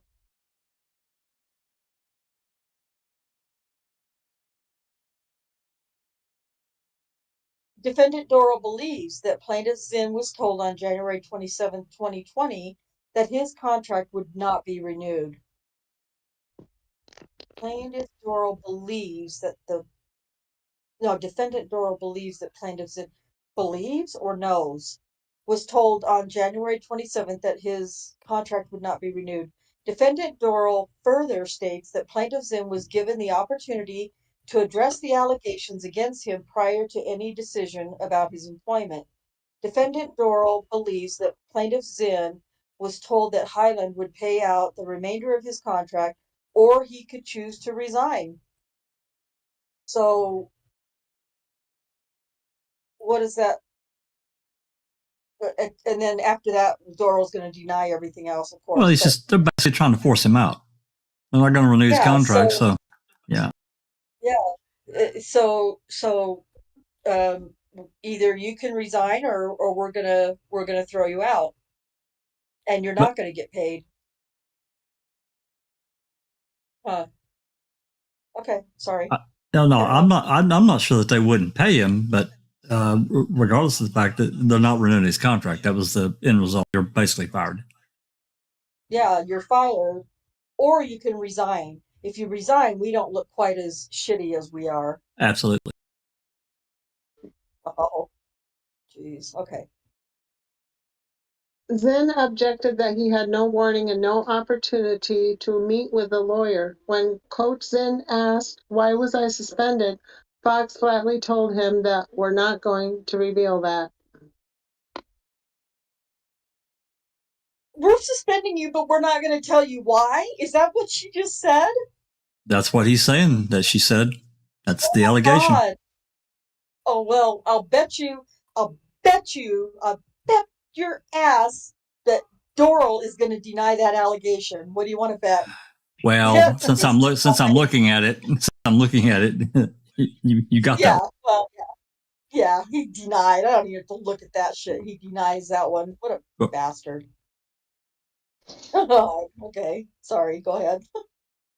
Is it 120? It is. Yes, sorry. Fox gave Coach Zinn 24 hours within which to respond to her ultimatum. She also told him that he had to vacate his campus within 10 days. Campus housing within 10 days.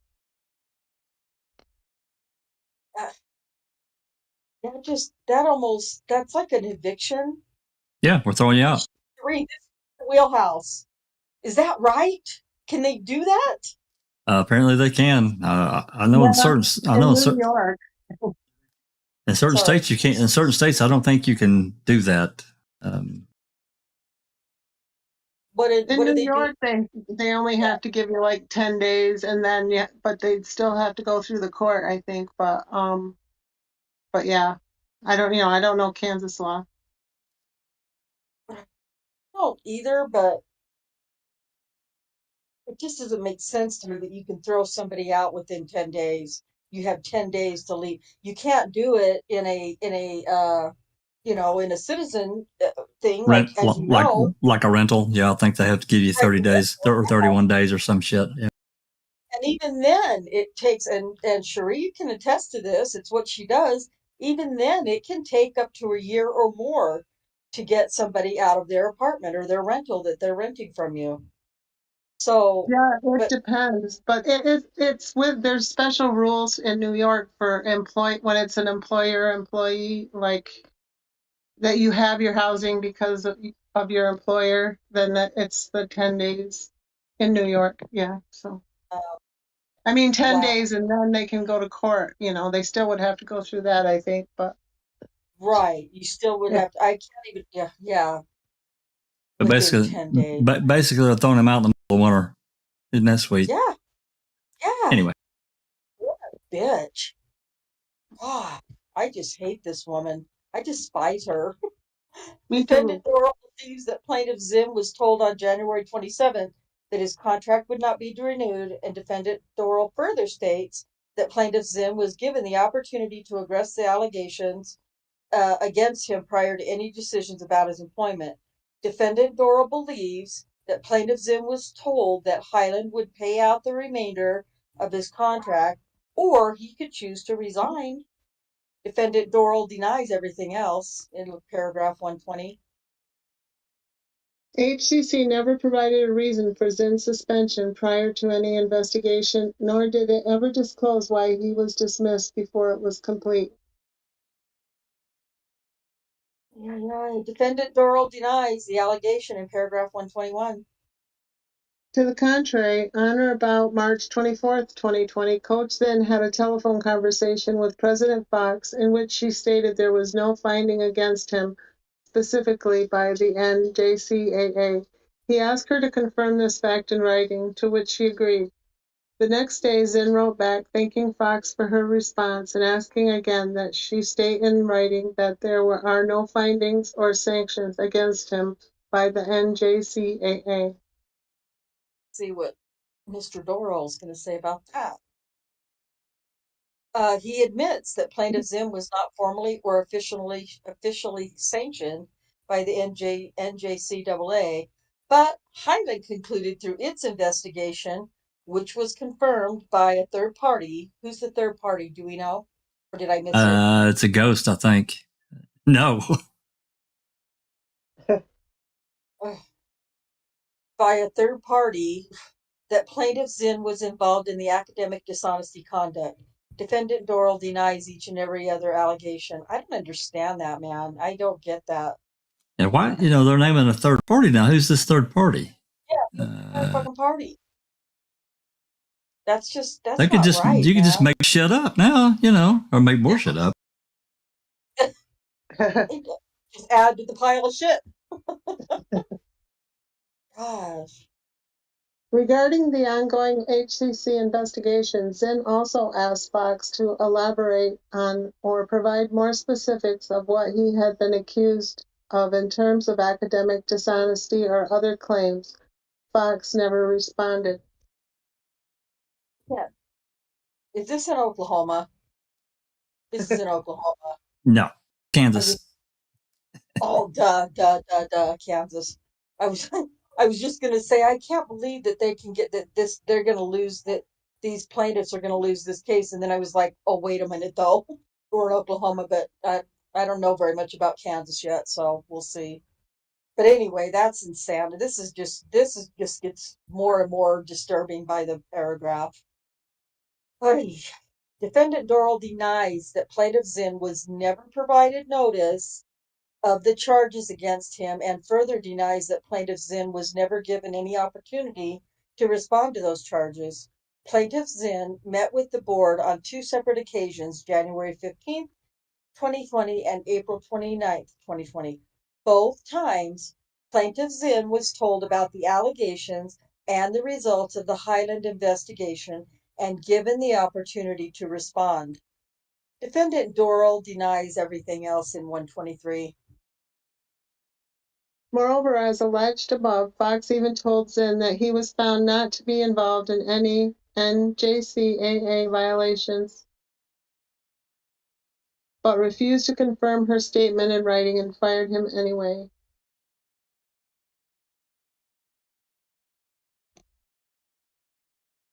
I'm just astounded. Defendant Dorrel admits that plaintiff Zinn was not formally or officially sanctioned by the NJCAA. I'm sorry, I'm just trying to get the words in my head, get them right in my head, because this is just mind-boggling. But It Highland is. concluded its investigation. So the NJCAA is like, yep, you guys are good. No violations, no sanctions. But Highland Community College does its own investigation, apparently by a third party that is not named, and says, "Oh, but we say that that you are dishonest," and then they get away, and God, they better not get away with this. I'm so annoyed. Sorry, everybody in chat. That he wasn't, Oh, huh? I'm sorry. I'm sorry. I can't see what you're reading, so I don't know when you're done. Oh, sorry. No, I'm not done. I'm Okay. mouth. Um, Uh, but but Highland concluded through its investigation, which was confirmed by a third party, that plaintiff Zinn was involved in the academic dishonesty conduct. Defendant Dorrel denies everything else in 124 asks. At around the same time, Fox also informed Coach Ross that HCC would not be renewing his contract and that he faced the same choice as Zinn. That is, Fox told Coach Ross that he could resign his job immediately or stay suspended until his contract expired at the end of the season. As she did with Coach Zinn, President Fox gave 24 hours to decide. Now, I'm going to make a life-changing decision in 24 hours. Got to sleep some of those hours, right? Yep. Defendant Dorrel believes that plaintiff Ross, who was an at-will employee with an employment contract, was terminated from employment on January 27, 2020, during a meeting with President Fox and Eileen Groninger. Who the hell is she? Where does she come in? She is like an executive secretary. She is the person that handles open records requests and other. I don't know. I'm not sure what else. She's listed in their guide though, the directory. Okay. Well, still. Defendant Dorrel denies everything else in 125.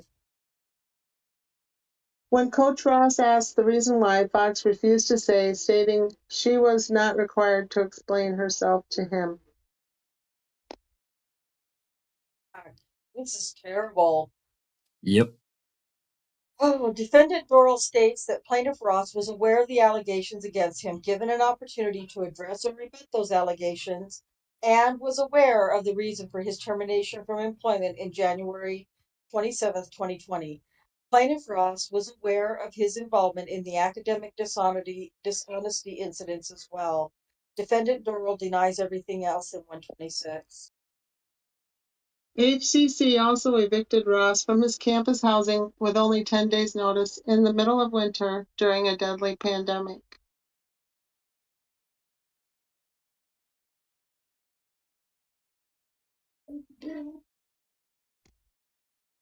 Okay. Defendant Dorrel admits that plaintiff Ross was given 10 days' notice to vacate his Highland housing pursuant to Kansas's bullshit laws. Defendant Dorrel denies everything else in 127.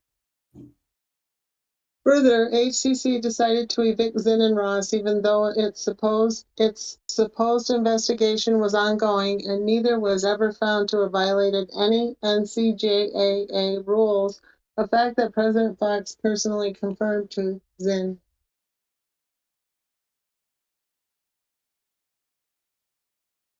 Defendant Dorrel admits that plaintiffs Ross and Zinn were both given notice to vacate their Highland provided housing Defendant Dorrel denies, okay, their Highland provided housing pursuant to KSA 58-2504.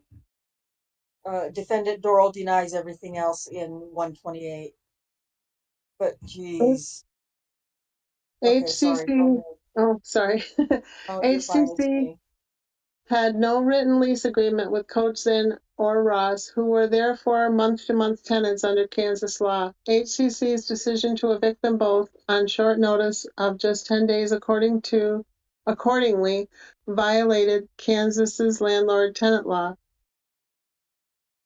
Okay. which requires a 30-day notice, and breached the parties' respective oral lease agreements. Okay, now we're getting to some meat and potatoes about that question. Yep. God. Um, Defendant Dorrel states that plaintiff Zim was given 30 days notice to vacate the Highland provided housing. Plaintiff Ross was given 10 days notice to vacate the Highland housing. Defendant Dorrel denies everything else in 128. 29. 129, sorry.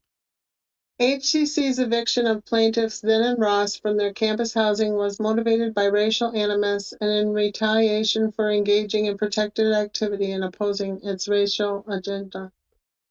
And Defendant Dorrel, he denies all of that. President Fox also contacted the Jayhawk Conference Commissioner and falsely stated that there were serious rules violations within the HCC women's basketball program, and she was trying to clean up some really bad stuff. Ow. Sounds like Daniel, he's a really bad guy. Really Yeah, bad yeah. guy. We've got this Yeah. ghostly third party that we're talking to, but I'm not going to tell you who they are. Yeah. Just trust us. There's a third party. Just trust us. Oh my gosh.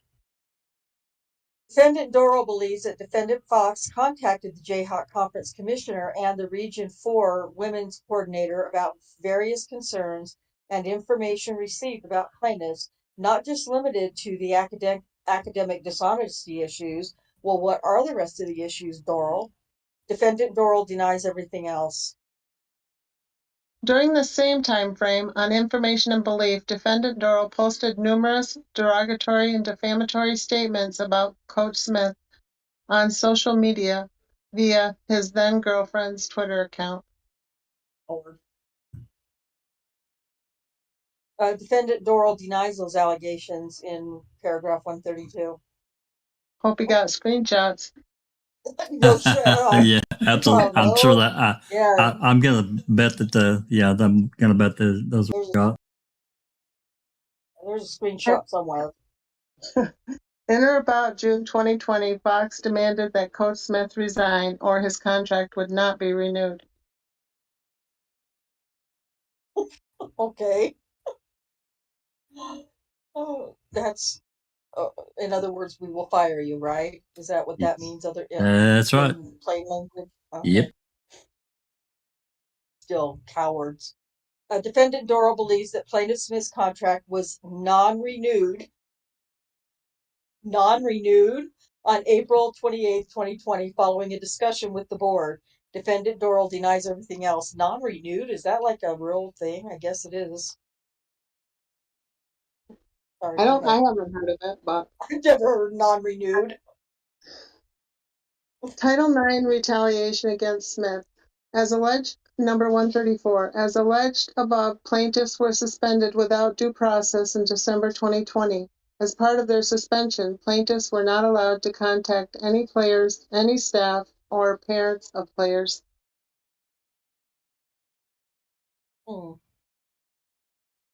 As part of their suspension, that was a rule that Highland made, right? I'm guessing. Yeah, they were told not to contact them. Yeah. Yeah, don't try to get any support. Defendant Dorrel admits that the plaintiffs were suspended with pay from coaching in December 2019. Defendant Dorrel denies everything else in 134. The suspensions immediately and negatively impacted the women's team, denying them the benefits of their education and equal treatment. Defendant Dorrel denies those allegations. In early March 2020, with the understanding he would remain anonymous, Coach Smith filed a complaint with the NAACP describing the hostile environment at HCC and possible Title IX violations arising from its treatment of the women's team. Defendant Dorrel is without sufficient information and belief to admit or deny the allegations. He denies the same. On or about March 15th, 2020, the Kansas City Star published an article titled "No Dreadlocks Allowed," with a question mark, regarding allegations of discrimination at Highland. The article identified Coach Smith as the party who reported possible Title IX violations to the NAACP.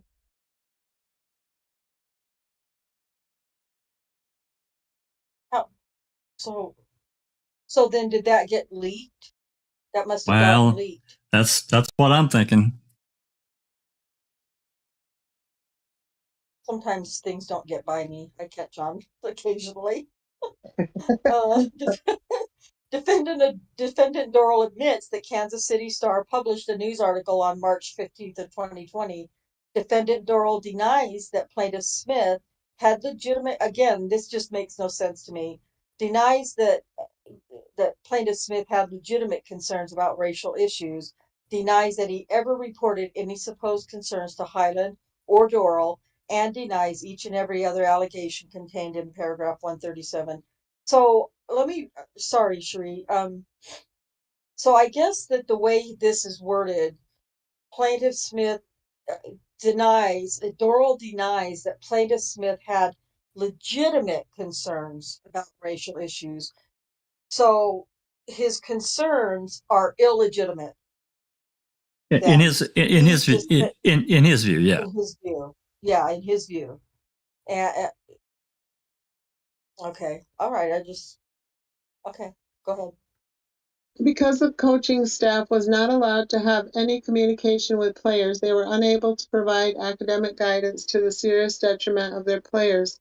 Rather than their coaches, unknown HCC staff or staffers attempted to assist the students in enrolling, but botched the task, adversely affecting each young woman's future by jeopardizing their academic eligibility to continue playing at four-year institutions. Wow. Well, that's what happened to, God, I can't remember. I don't know why I can't remember that kid's name. The guy that was on our podcast. Joe? Joe, Cambridge. Cambridge, yeah.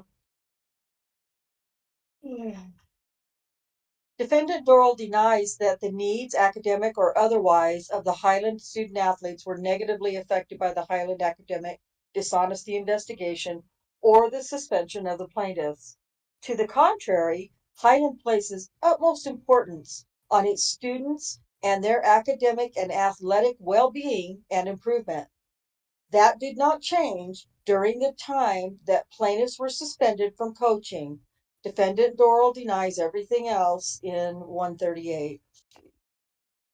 As a result of the events alleged herein, none of Coach Smith's freshman players returned for 2020 through 21. Oh, got it. Okay. Dorrel denies.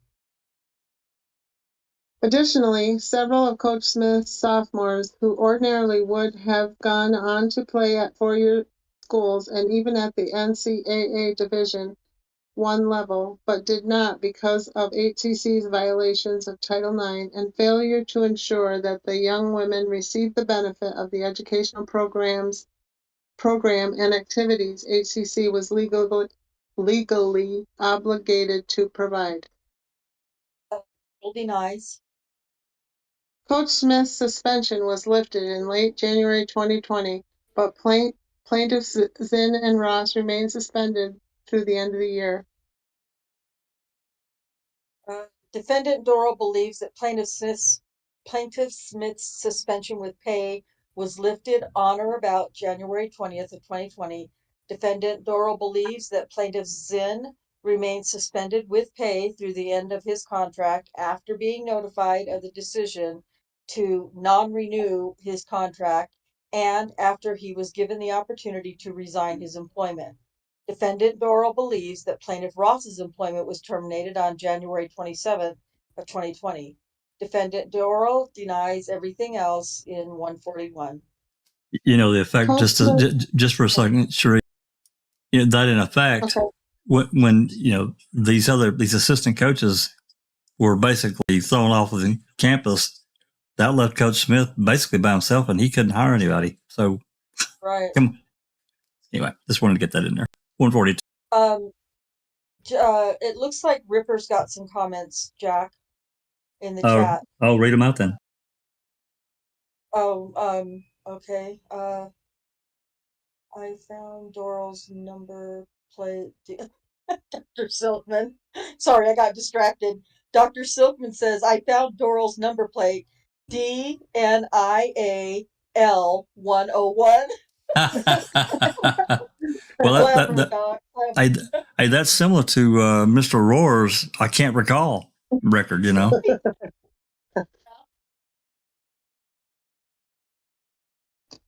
Okay, let's see. I deny that. Okay, Ripper says, Dr. Silkman, can you shoot me an email when you get a chance? Are these the ones I'm supposed to be reading? Let's see. Jay Jax has my email. Regarding the investigation, the two players who were accused of cheating were never interviewed, I'm told. How would you do an investigation without getting information from those two, right?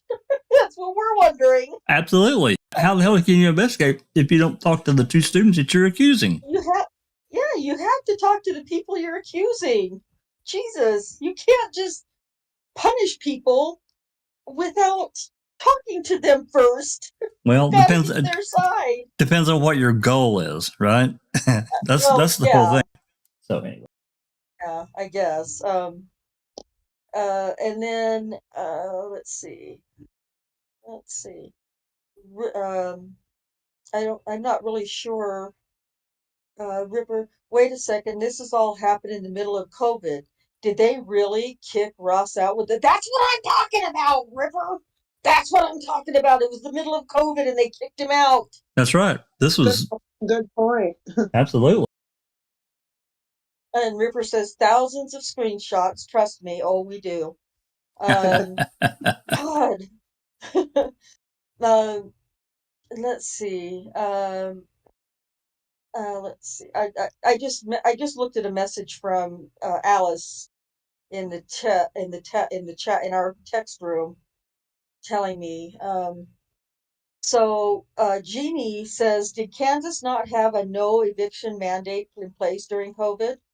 And then Ripper says, I would assume in discovery that third party will be revealed or it won't. Yeah, that's weird to me, that they're this third person.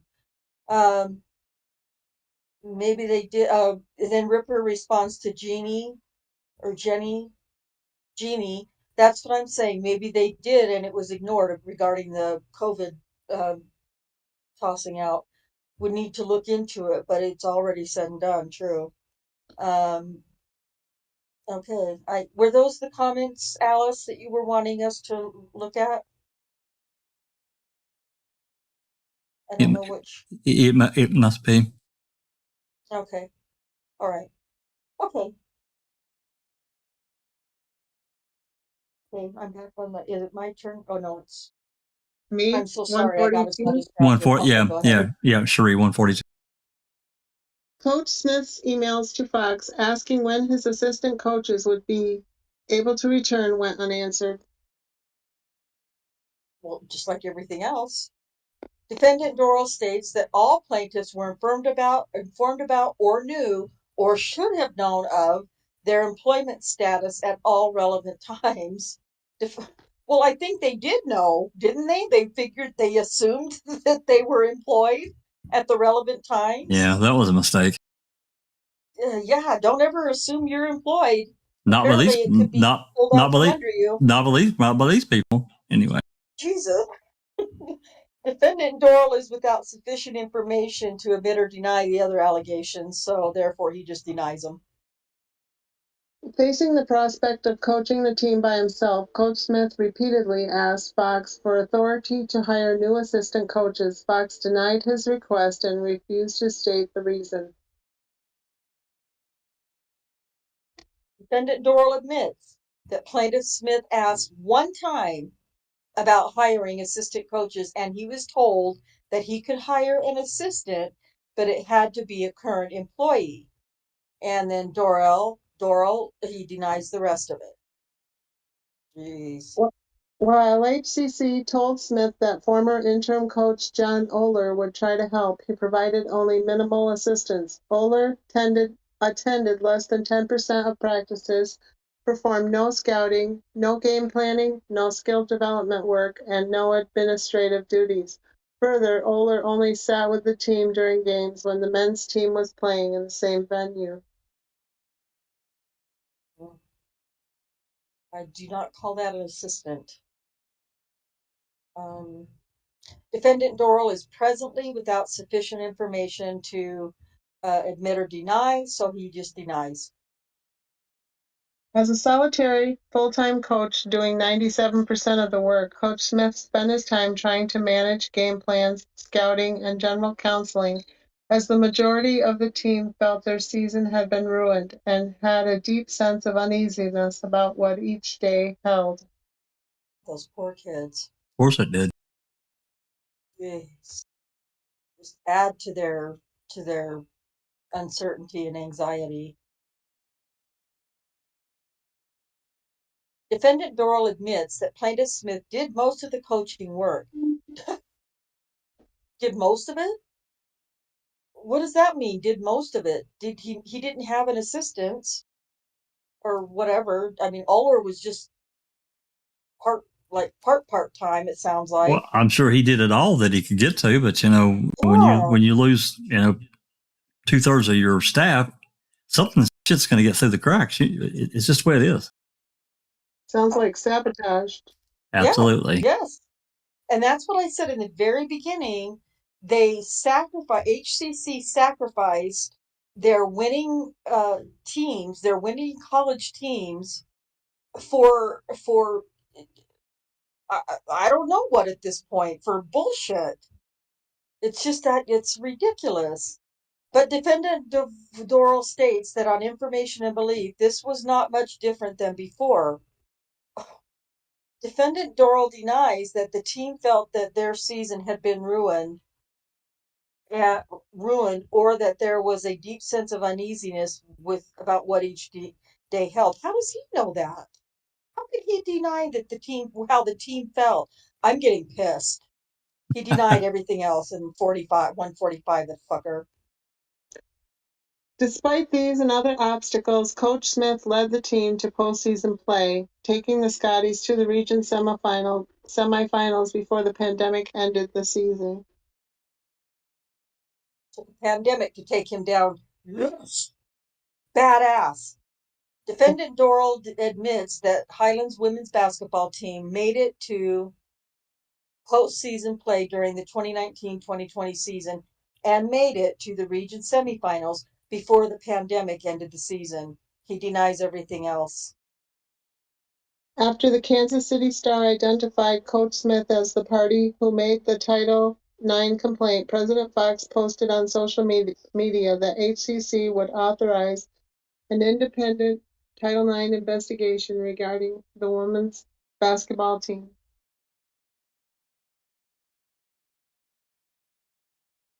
An independent Title IX investigation regarding the women's basketball team about the alleged academic dishonesty? Well, whatever the Title IX stuff. I'm not so good with the Title IX stuff. I should be, but I'm not. Sorry. We looked at it, but I just can't remember the specifics. Yeah, there's a lot to it. It seems like I remember. I wrote a paper in college when I was still in college. I wrote a paper about it, and I was like, "Wow, this looks like a lot of legal mumbo jumbo." Next. I mean, I had the basic gist of what it was, but to write a paper, it was.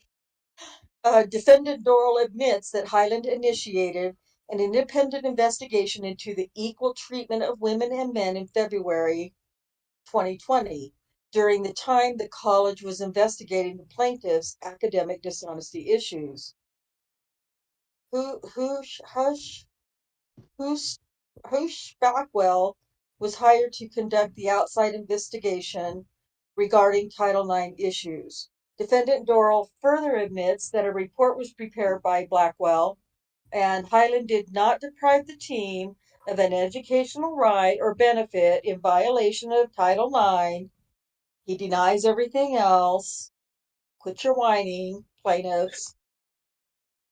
The board Yeah. hired Hush Blackwell lawyer Demetrius Peterson to conduct the outside investigation. In or about spring 2021, Peterson prepared a report to the board in which, on information belief, he erroneously asserted that HCC's treatment of the women's coaching staff did not sufficiently deprive the team of an education right or benefit in violation of Title IX. God, I don't even want to read 148. Probably get piss me off again. Defendant Dorrel admits that Highland initiated an independent investigation into the equal treatment of women and men in February 2020, during the time the college was investigating the plaintiff's academic dishonesty issues. Blackwell was hired to conduct the outside investigation regarding Title IX issues. Dorrel further admits that a report was prepared by Blackwell. Highland did not deprive the team of an educational right or benefit in violation of Title IX, and Dorrel denies everything else in 148. Peterson, in part, concluded that the college made the decision to suspend and then remove coaches as a result of its internal investigation into the conduct of the employees. Although the women's basketball team received less coaching than other athletic teams during the last 9 weeks of its season, that was ultimately the result of the conduct of its players and coaching staff members and not based on the gender of the student athletes. Emphasis added.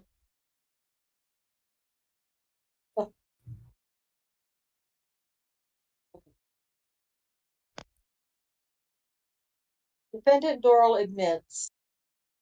Are we on 149? Yeah. 149.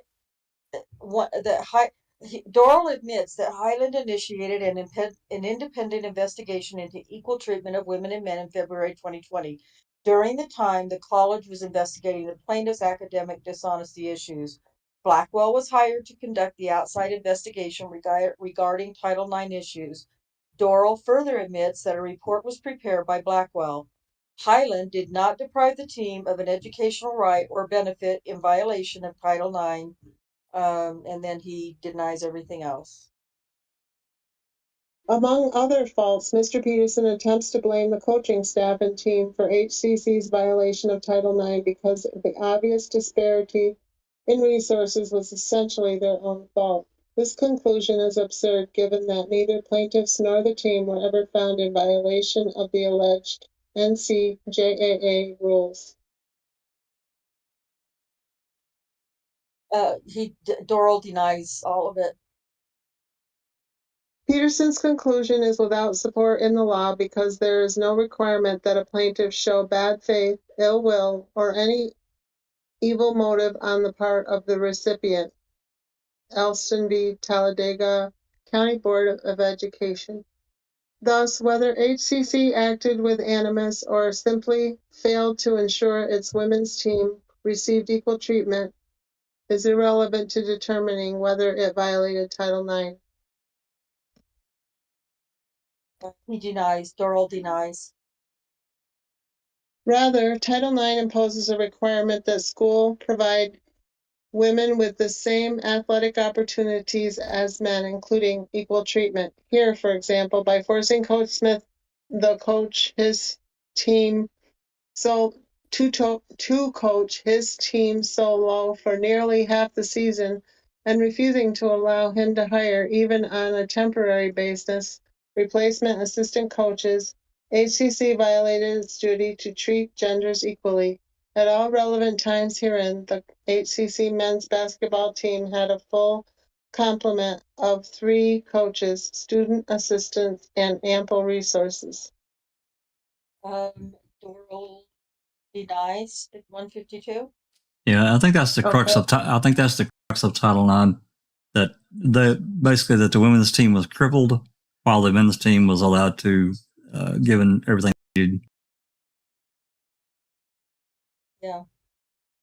In addition, as stated further below, Coach Smith is not required to prove an underlying Title IX violation to pursue his present claim for Title IX retaliation. Well, to the extent that paragraph 153 calls for a legal conclusion, no response is required. To the extent a response is required, defendant Dorrel denies all the allegations. On March 19th, the Perks lawsuit, number 154. On March 19th, 2020, undersigned counsel and the ACLU of Kansas filed a lawsuit on behalf of the 4 individuals against HCC VP of Student Services Eric Ingmeyer and Bryan Dorrel for pervasive, racially hostile, and discriminatory treatment of African American students, especially athletes. Which is the one I'm sorry. Go ahead. That's the one I read when we started the podcast. Go ahead. Oh. C. Perks v. HCC. That's it.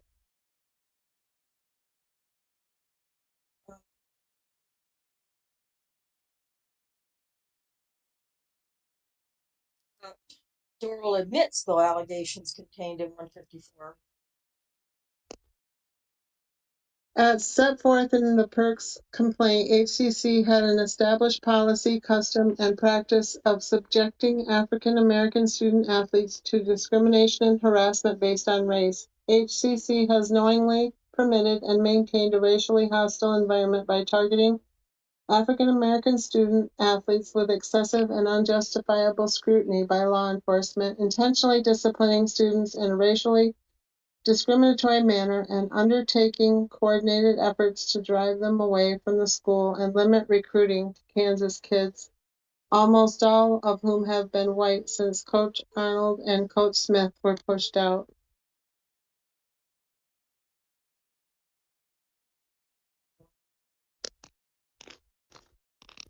Defendant Dorrel denies everything.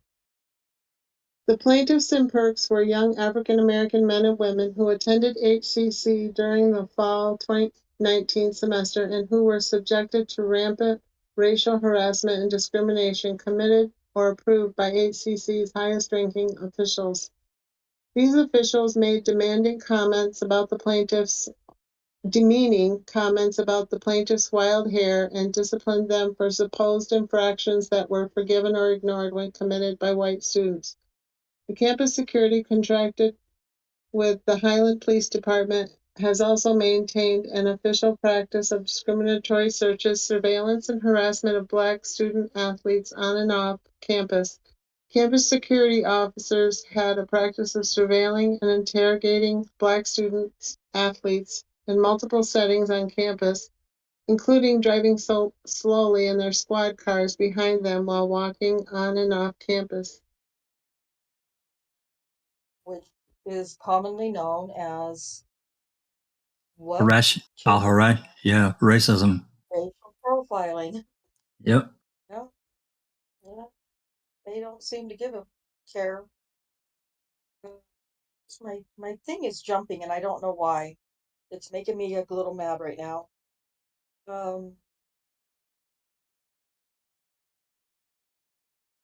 Which one am I on? My page is jumping. 156.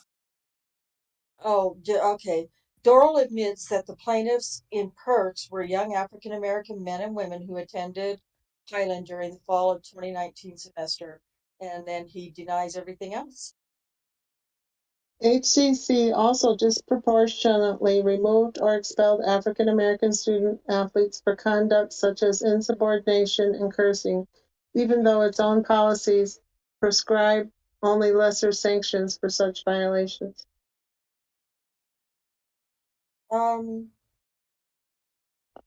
That was 157, right? 156. You're starting. Yeah, that's 157. I'm sorry. Yeah. Oh, okay. Dorrel denies the allegations. Oh. Because one of Coach Smith's players was a plaintiff in Perks, as evidenced by postings on social media, rumors swirled around campus that Coach Smith was somehow directing or helping her in connection with the suit. Okay. With no proof of anything. Dorrel denies the allegations in 158. Upon information and belief, Coach Smith's perceived support of the Perks suit was yet another reason why President Fox retaliated against him by refusing to renew his employment contract. Dorrel denies.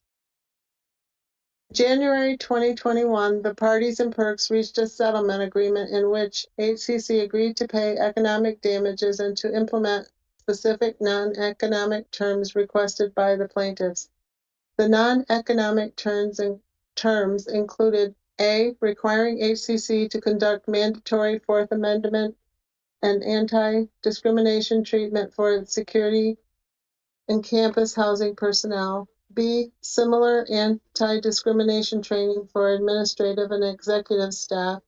C, HCC agreed not to permit Highland police from accompanying HCC staff on campus for health reasons or policy violations, not criminal in nature. D, HCC promised to apply policies and discipline equally, regardless of race. And E, HCC is prohibited from expelling students of any gender or race for first-time low to medium policy violations.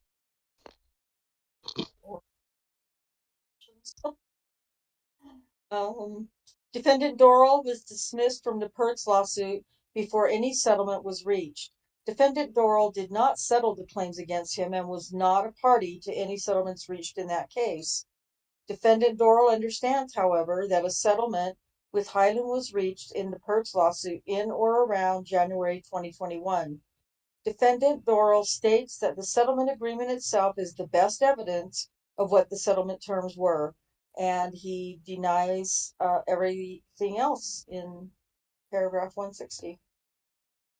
On information and belief, HCC breached the Perks agreement by failing to implement most, if not all, the reforms to which it had agreed. This failure was largely, if not completely, intentional. Dorrel denies everything in 161. Since President Fox was appointed president and Dorrel as athletic director, at least 36 coaches and other athletic personnel have either been fired or resigned their employment. And Dorrel denies everything in 163. During the same period, the percentage of African American prospective student athletes who commit to HCC has dropped and continues to drop significantly. And he denies everything in That was 163. Yeah. No, Yeah. we're not. Well, we're he not on denies 60. everything. He denies 63, 64. Right. Sorry. You're In fine. other words, go ahead. No. No. Go ahead. Okay. In other words, defendants' conspiracy to drive away student athletes of color from HCC continues unabated. Those that tried to stand in the way became so much collateral damage. And denied by Dorrel. Count 1, stigma plus due process Jack, against. sorry, Cherie. Jack. Yeah. I really hate to do this, but I gotta go. Why don't we break it here and we'll continue this in a part 2. I'm really sorry. No. It's fine because we're pretty far in. We're about 4 hours, and I've got some other stuff too. So why don't we break it here at count 1, starting at 165. We'll do it. We'll finish it up another night. I don't think there's too many more, but I think that's only fair. We've been here long. All right. Okay. Sorry. No. Chat. You're fine. We've been going for quite a while now. So let me see here. Yeah, we're at 3 hours and 58 minutes. So we're pushing. Yeah, we're pushing 4 hours. It's not a marathon. We're not at a record yet, but we're getting into the 4 hour mark, and that's pretty long. People go to work tomorrow. I understand that. So I can't thank you two enough. You've done such a great job reading. I know people get tired of hearing the old Jack drone on, but thank you, Cherie, for stepping in. Get tired of hearing me too. I'm sure. Well, this kind of stuff, it grinds my gears so bad. You can't hardly even impart it in a vocal kind of thing. You kind of got to be personal, side by side, because shit just irritates me to no end. I mean, it's not. Yeah. It's like they have all the control, all the power, and just so much crap, man. Anyway, we'll pick another night this coming week. I promise. We'll finish this one up because I think this information is important to get out there. I think other people do too. And I know, it's different case than what we normally study, but we look into other things too, and we're about wrongful conviction, and this is right up that alley. It's right up that alley. You can see similarities of the corruption and covering up and stuff like that. Absolutely. Oh yeah, it's disgusting. It is. What horrible. Imagine a president of any college saying Hitler was a great leader. Yeah. I can't even imagine that. I dare say that any teacher here in Utah that said something like that, they might be suspended pending a real investigation or whatever, but I'm pretty sure they would be terminated. I do not believe that would be allowed to stand. There's just no way. Especially at a government-funded school. It's, might be different if it was private, but. Right. Yeah, but they definitely receive federal funding. So. Yeah. All right, we'll pick another night. We'll finish. I just want to read one last comment here really quick. Okay. By Case 10. Case 10 says, "Thanks, guys. It's been fun playing. Dorrel denies." Well, actually, what makes it worse for Dorrel is that versus Mark Rohrer, Dorrels are numbered. We can just easily count those right up. Yeah, exactly. It's true. Yeah, we don't have to sit and count those out. No. So anyway, all right.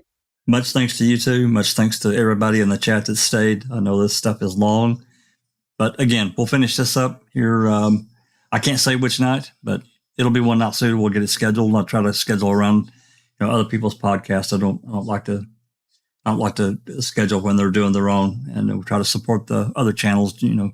Jeff Jones and Becca and Rhonda. Rhonda's got Daniel's Truth. And hey, you know what? While I'm talking, you guys head over and give Rhonda some love. Subscribe. She's that case is it just needs that extra push to get right over, because that case is in many ways it's worse than the Avery Dassey case. It's so bad. It's terrible. And if more people knew about it, hopefully more information can get released in the future. You'll see what we're talking about. It's so bad. Mm-hmm. So head over to Rhonda's channel and her Discord. I'll be sure to get her link in the description. And so let's give her some support. With that said, I want to get everybody out of here. We're at 4 hours. Give me just 1 second here.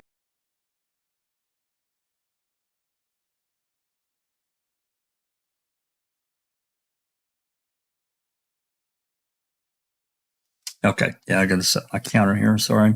Anyway, thanks again, everyone. We'll get back together soon. And with that said, this has been a Foul Play production.